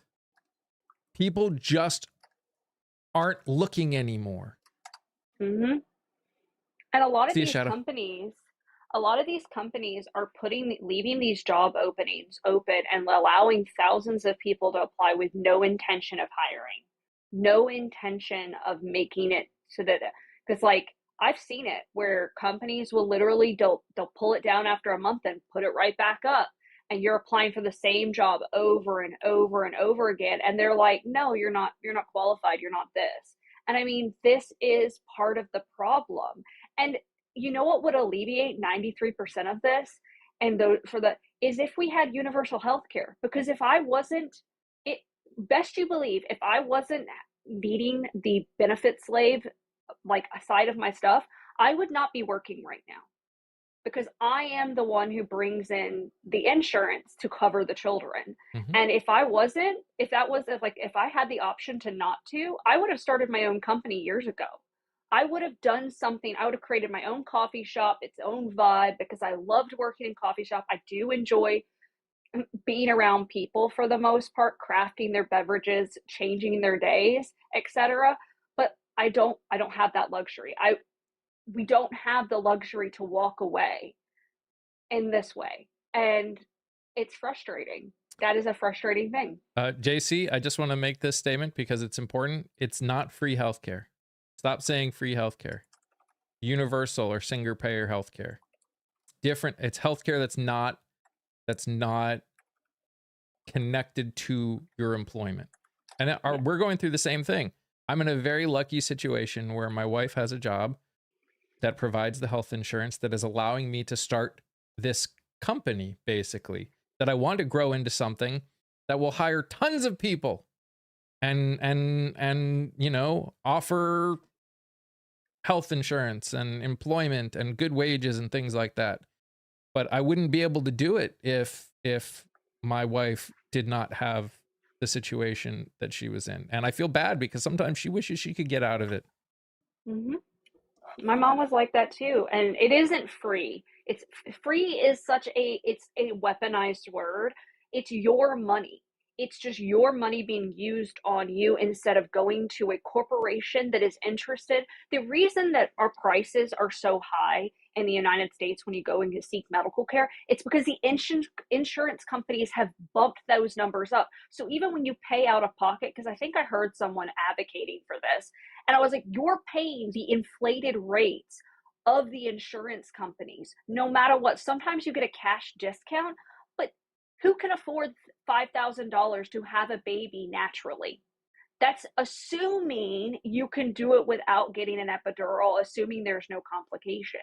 So the idea that somehow we can just pay for it on our own is asinine. And the idea that it's free is also asinine. You are paying for the services you're getting, and instead of it going to a middleman who's just turning into a fat cat with a third yacht, it's going to the people who employ the medical care workers that we need. We can also expand services where a pharmacist can do prescriptions, because that is done in every other country, where you can walk into a pharmacy and get a basic prescription. I've done it before in every other country I visited. If I need a prescription, I get one. You know, like, I don't have to worry about it. It also alleviates the pressure. If you're not worried about your medical bills, you're more likely to take care of yourself long term. And yes, Wes, universal healthcare is collectively afforded. I mean, again, that's the whole point. You have older people that use it more. The younger people help pay for it. And as the younger people get older, they start using it more. And then the younger people help pay for it. That's the idea of it. And it makes sense and it works. It's just... sorry, go. And stop giving all these tax breaks to all these fucking companies.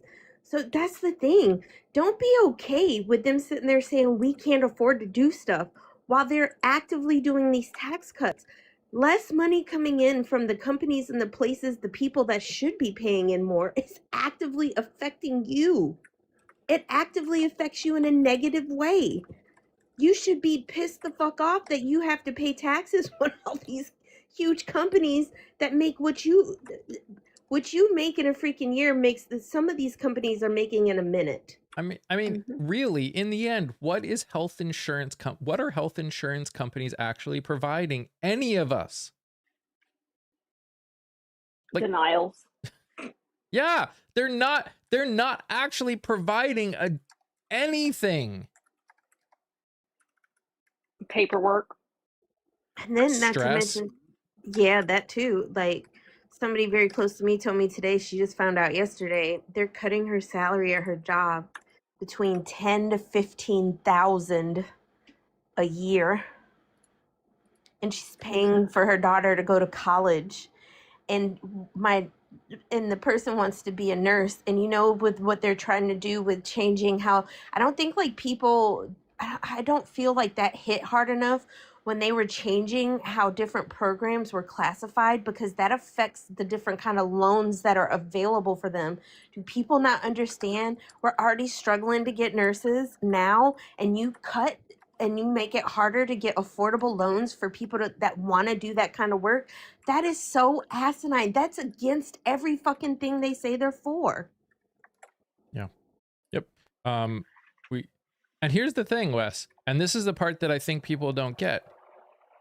We would be paying more in taxes But all we'd be doing is taking the money that we're all paying to insurance companies, less of it, because most of our businesses are also paying a lot of money, like more than we are, even in many cases, for that health insurance, and be putting that into a universal healthcare fund, whatever that would be called or look like.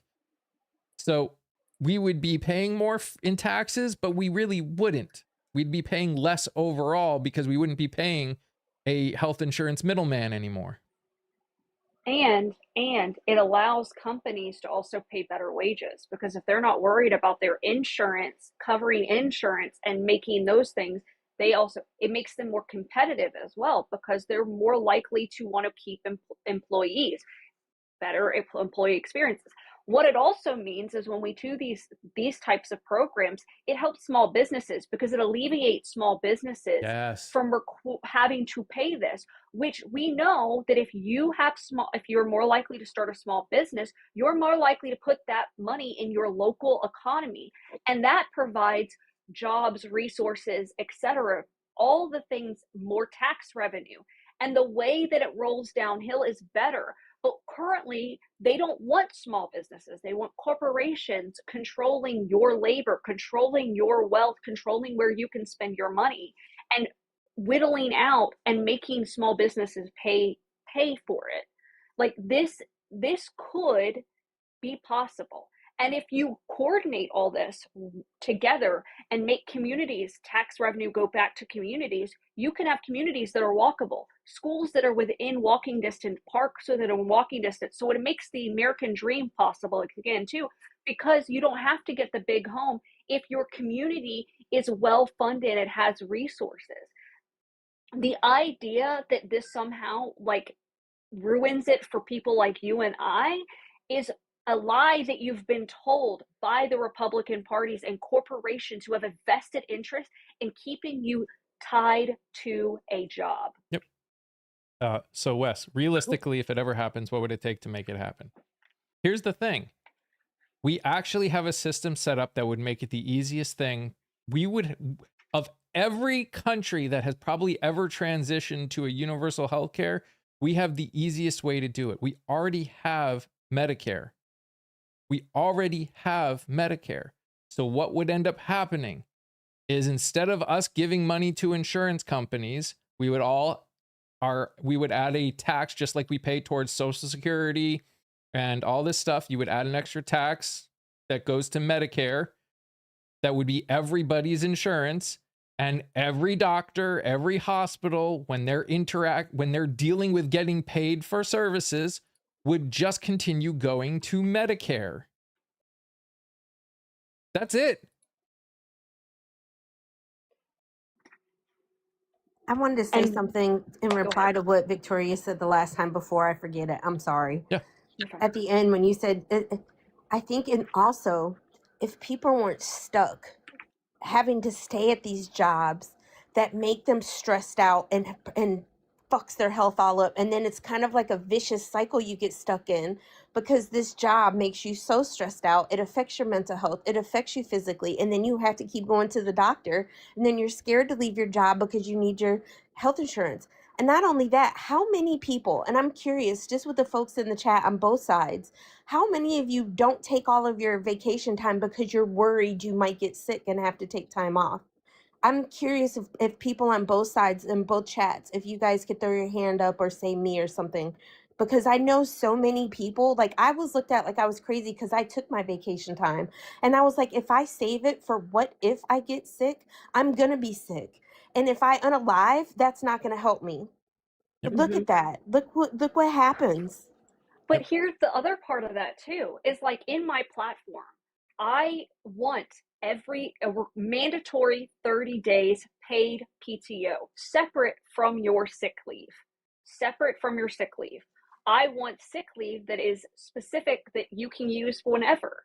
And you know what happens? You actually are more productive when you are offered more time off. You're more productive when you are given sick time and you're able to leave when you're sick.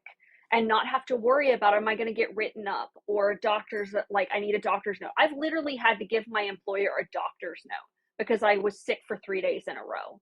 Like, that is insane. That is insane behavior. And it's part of a society that wants you to be a chained to your desk and not healthy. And because you're better off, you're a better commodity when you're sick, when you can't take care of yourself.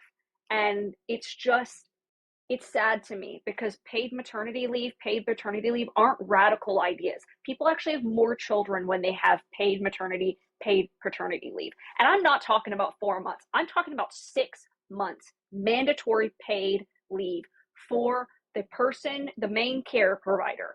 I'm talking about at least a month paid leave for the secondary parent. I'm talking about making sure that universal daycare is possible, universal pre-K is possible, because all these things offer.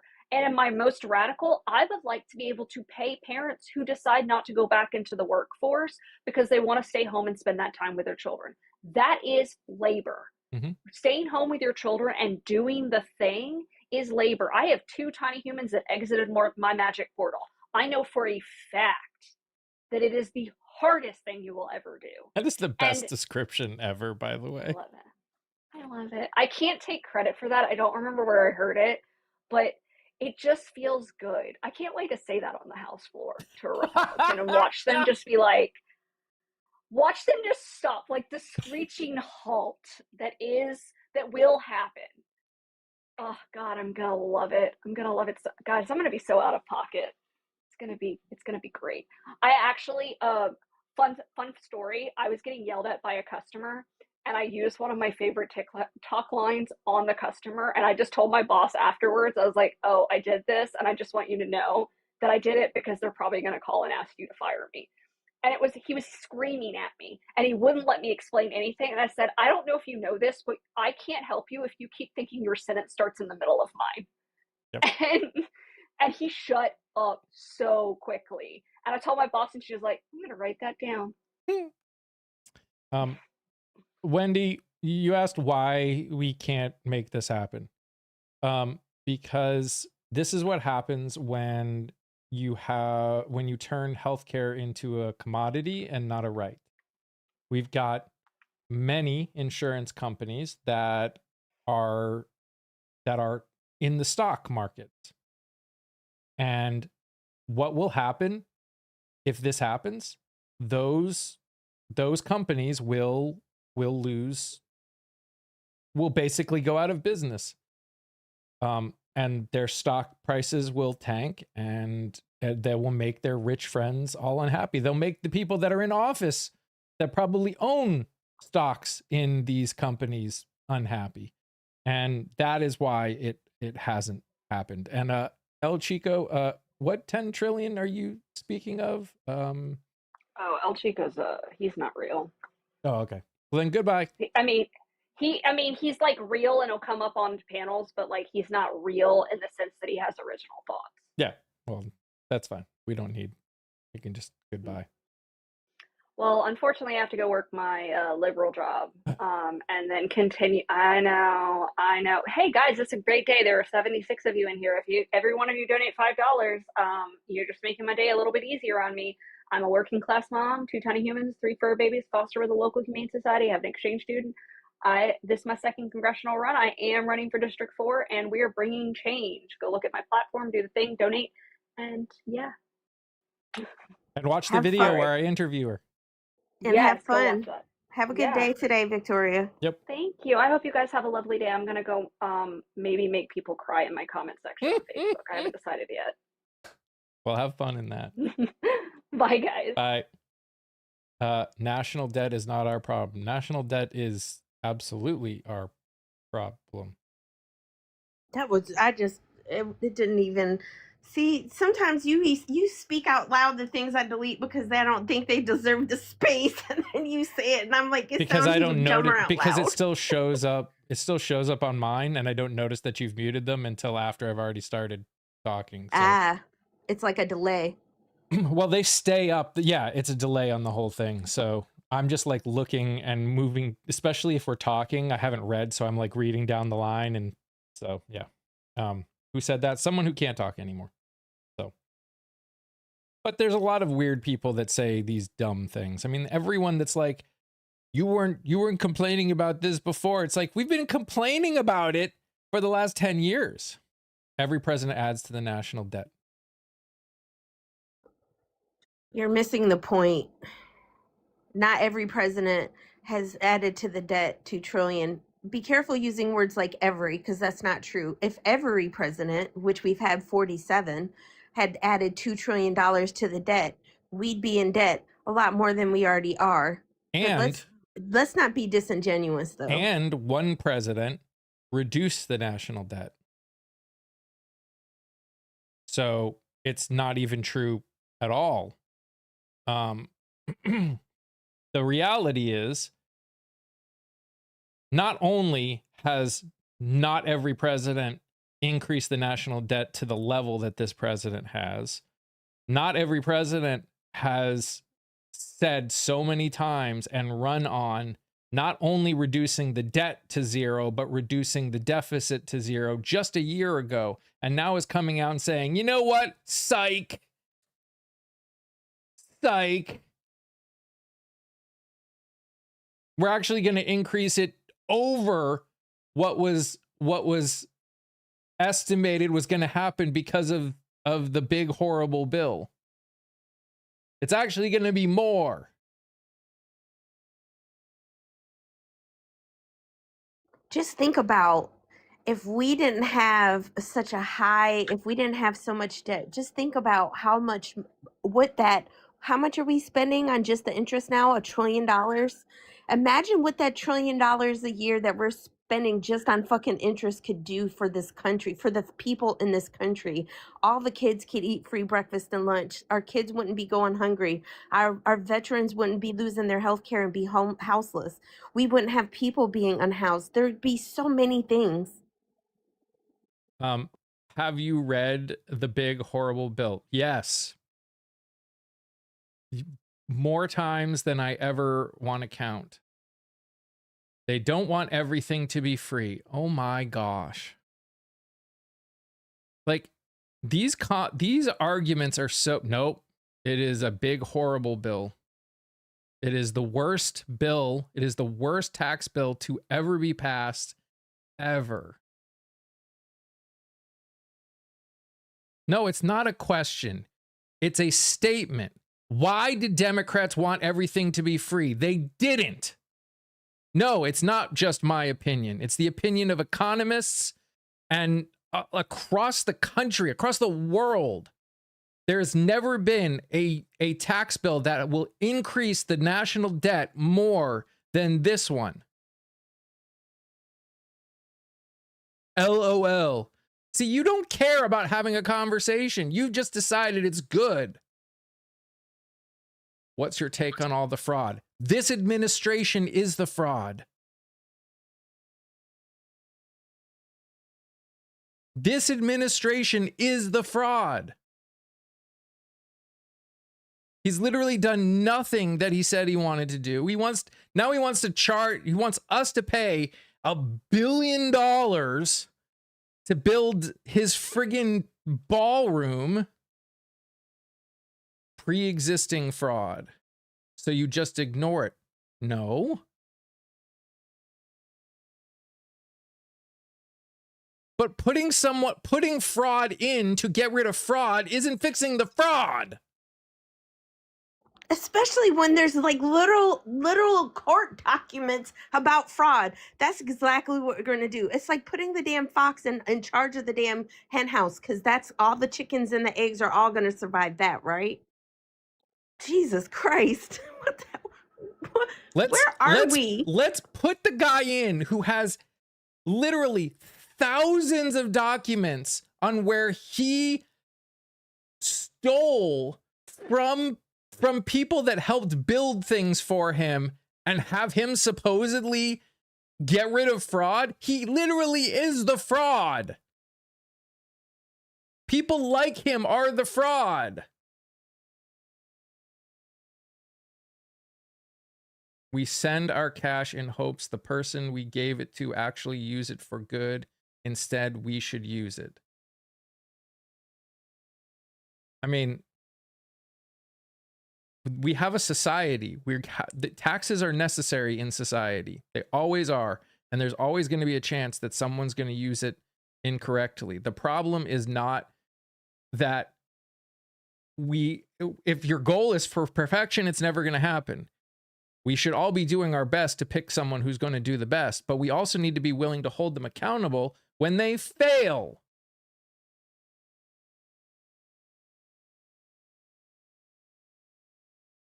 Exactly. Like, I don't, and the thing about it is it's so fucking frustrated when you're talking about what's happening right now. What about this person and what about that person?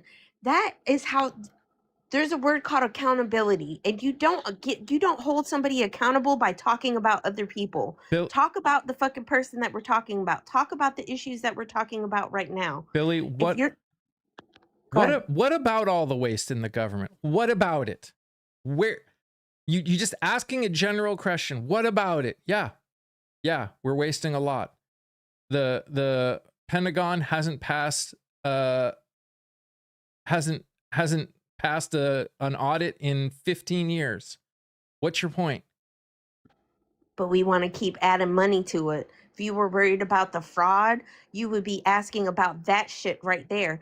How is it that they still don't? They're the only one that consistently doesn't pass a damn audit, but they consistently ask for the money. They get the biggest chunk of the money. Overpaying for military equipment, etc. You're right.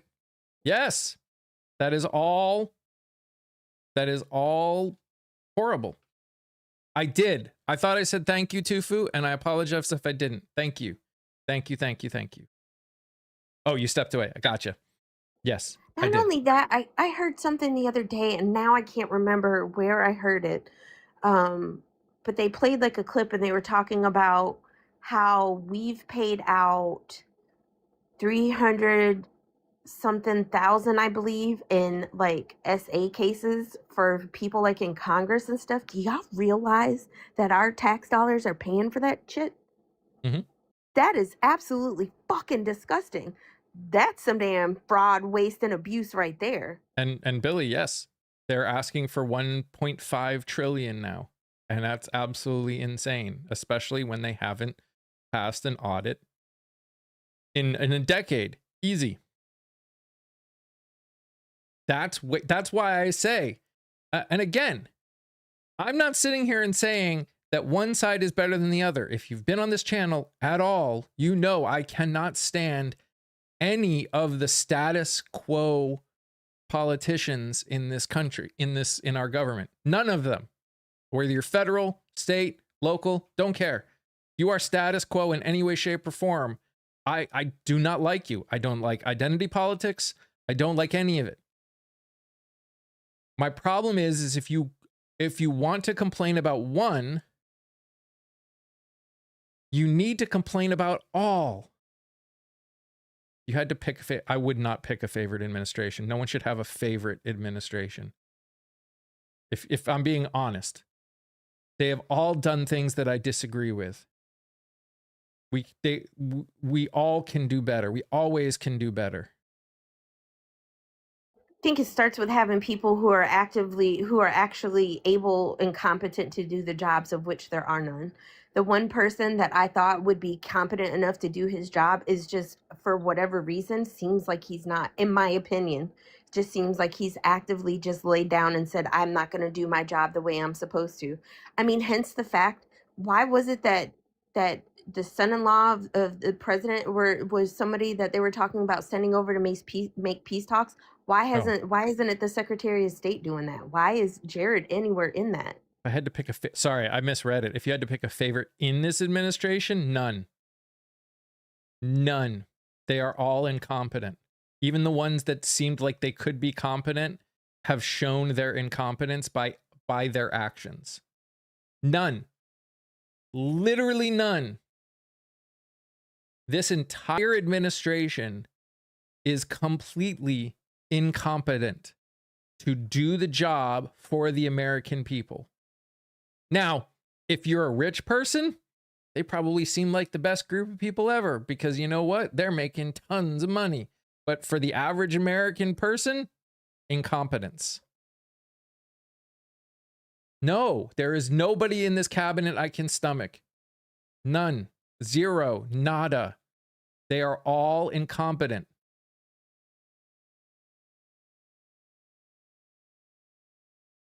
Hispanics are going to vote for Rubio? He's done nothing to help them. Hispanic people are not going to vote for Rubio. No, they won't. I don't even think people from Cuba will. Rubio is not the best. Rubio is an idiot. Rubio has shown his willingness to change his opinion on literally everything. Zoe and Tiff are in the... Sorry, my hands were wet. You're good.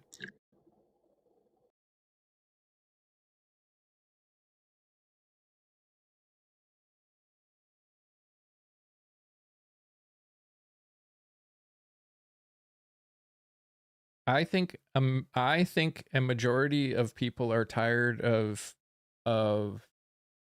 status quo people. And Rubio is as much a status quo person as anybody else right now. All of them are. One of his cabinet literally came on and said, look how great the economy is. People are using their credit cards more than ever. Rubio's not the real deal. He's an imbecile.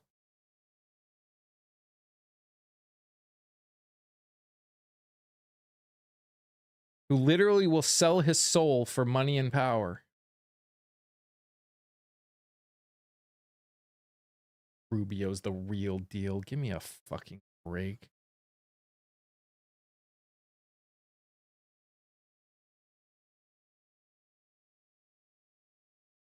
That man's got more brown on his face, brown and orange on his face than almost anybody in that. Uh-huh. Okay. It's not a sport, Wendell. Democrats can't beat him. I love Rubio. Rubio is my bud.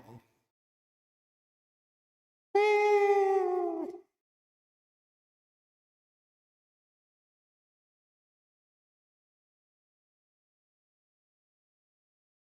I didn't see you ask a question, you hypocrite. Big mad? I don't care.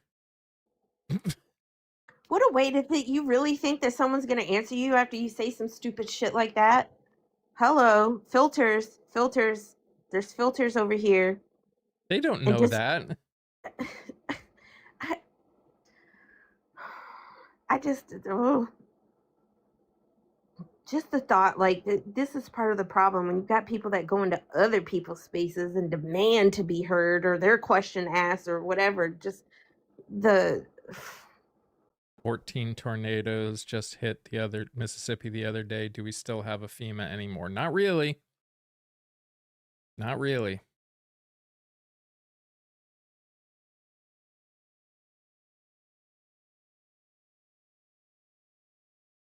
And I don't think people don't realize that when you vote because you're trying to get the libs tears, and when you're trying to do all that stuff, remember when you're voting, your voting affects a lot. It doesn't affect just one side or the other. Just remember that when the laws are passed, the laws are not just for people who voted for so and so or for somebody who voted. They're for everybody. So just think about that. When they cut all those services and all those the fundings and all that stuff, that affects you too. And I don't think a lot of them think about that. And it's going to be unfortunate because with this freaking coming tornado season, and then the fact that they have widened Tornado Alley and it's moved further east, and you're going to have already it's happened. You're going to have all these storms and everything popping around, and people are going to need help. And these same people that voted for other people not to be able to have help are going to be the first ones demanding that they have it. It's so frustrating. Has his wife's boyfriend given him permission to go live?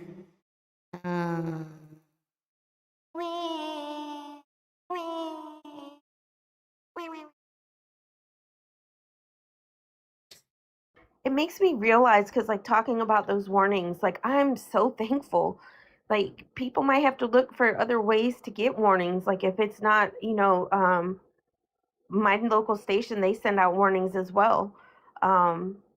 So I'm thankful for that. Any kind of weather, bad weather, whether it's severe thunderstorm or tornado or hurricane or ice, snow, any of that stuff. And that's weather affects everybody. You can't pick and choose who it doesn't affect. That's what y'all damn sound like every day you speak. That's what you sound like when you type. Yes, we saw that, Lori.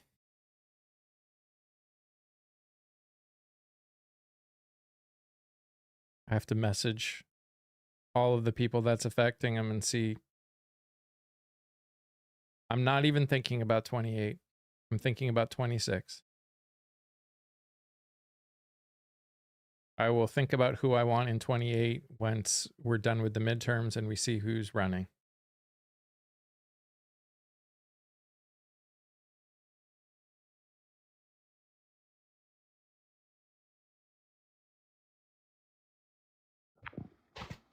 Yeah, that virus thing. I think if anything, what happened in 2020 with the whole world, I hope that woke people up to not wait until it's like some kind of, I know some people are like, oh, don't get all worried about it and everything. And I'm like, have we not figured out yet that by not getting ahead of shit, by waiting until it's already full spread, that's not the way to fix things and to stop it? I'm worried about hurricane season. They're saying it could be a record-breaking El Nino this year. Yep. Yep. Yep. Prepare? How do you prepare for something like this? How do we prepare? And maybe there is a way. I don't know what it is. Not for the problems it's really going to cause. I mean, obviously protecting yourself and how you interact and like how you physically interact with people is how you protect yourself from getting it. But in terms of how we prepare mentally, I just think the main thing is like hand washing and understanding how important washing your hands is. Like you touch your face and your hands a lot more than people realize. Wash your hands, and turning on water and letting it sprinkle on your hands is not washing your hands. You need to put soap on there and you need to rub vigorously. You need to wash your hands. Make sure that don't wash your hands and then use your hands to turn off the water and open the door. You literally just like wash your hands. If you have if you have any kind of autoimmune issues, make sure you're masking when you're going out in public, because it's not just the Hanta stuff. Like people forget about the flu. Like so many people unalive from the flu. Like if you know that you're not protected when you go out and about, mask up, and who gives a fuck if people look at you? Your health and safety is the most important. I'm going to be honest, as much as I'm, especially with this, in the sense, in the grand scheme of things, if this becomes a real thing, obviously it's frightening. It's got a 38% unaliving rate, which is frightening. That being said, I'm honestly more worried about the mental strain on people that in many ways are still recovering from 2020. This is not, if it gets bad and we have to go into any level of what we we dealt with in 2020. Like it's that is what scares me more. That is what Yeah, scares me more. they were talking about, I've been seeing like a lot of comments in different places, and folks were like, because my middle son Jaden, he was one of the 2020 graduates that graduated by himself, walking across the stage with just, that was put in the freaking drive-through area where you used to drop the kids off in front of the school. That was his graduation. They were like, well, class of 2027, if you guys need any help, you can reach out to class of 2020 graduates and we can help you get through it. That, when I saw it, and I know they were like trying to be funny, that just made my heart hurt, because that was just an awful time. I mean, what things can we do? I mean, I guess it all depends on what we end up seeing. Honestly, the people that survived the most were the people that were able to find a way to have community even though they were stuck.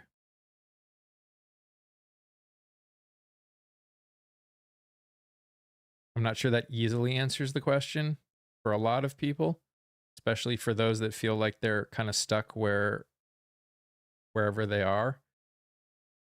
Quit listening to Fox Entertainment, for one thing. I mean,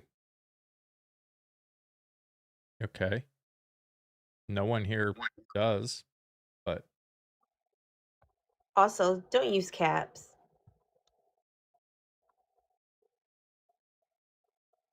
I think the thing like people were worried about is the fact that like 6 folks, like, and I understand why it can be scary, because like I think it was 6 people got off that boat, and then they came right to the US before they locked it down. So it's like they just got off the boat, people got sick and alive, they got off the boat, they flew home, and like, woo. And I don't think, and you're right, Mike, it is, I can't even imagine, as somebody who worked in retail at that point in time, it was afterwards, like, honestly, that's what drove me to, that's a big part of why I had my mental breakdown. Like, I just couldn't deal with people anymore.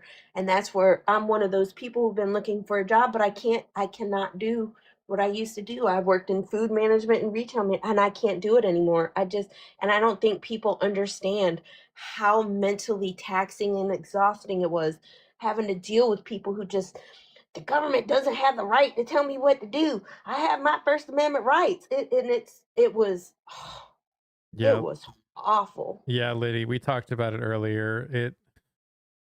Why did we vote? Why did they allow the vote to happen before making the decision beforehand? That is a wonderful question. That needs to be asked.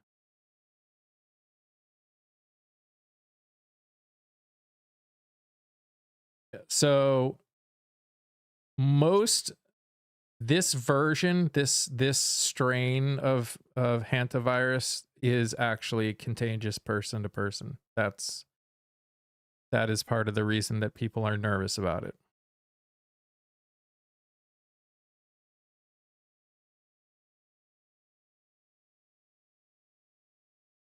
And hey guys, we're down to the last few minutes. So if you haven't already sent your heart me's, make sure you go ahead and do that. Send your Go Popular, do all the things. Make sure you collect your points. In case you haven't already, make sure you follow us follow Mike over on the Tube of You. We stream concurrently there. He also has tons and tons of interviews with progressive candidates, including Victoria, that was just up here. Please watch them, post them, reshare them, comment, talk about it. Engage in those conversations with friends and family. And or your communities that you're building. Trust me, I understand. I'm somebody who doesn't have a family that engages in this kind of discourse, so I get it. It can be easier said than done. But all of the support. Also, make sure you go and check out his links of trees up there. He's trying to get some fundage up. He wants to go out. He wants to talk person to person with these people that are out here running. We keep talking about we want the change. We got to get these new folks in there. So please make sure you do that. Yep. Yeah. So link in the tree. If you're over on the tube, there's a link tagged. If you have the ability to help make it possible for me to go visit some of these people, I would greatly appreciate it.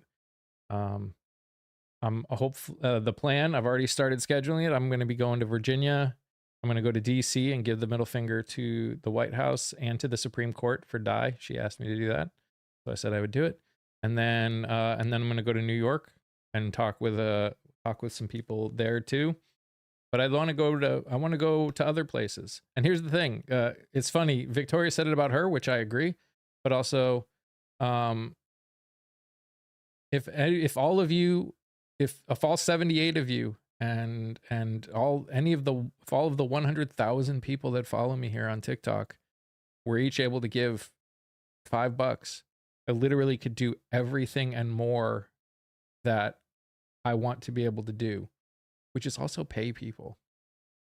That's what I want to, that's another thing I want to be able to do. I want to be able to pay people for doing things that I'm doing all myself. I want to grow this into something bigger than it is and have it not just be me. Thank you, Patty. Thank you, everyone that has helped support me in so many ways.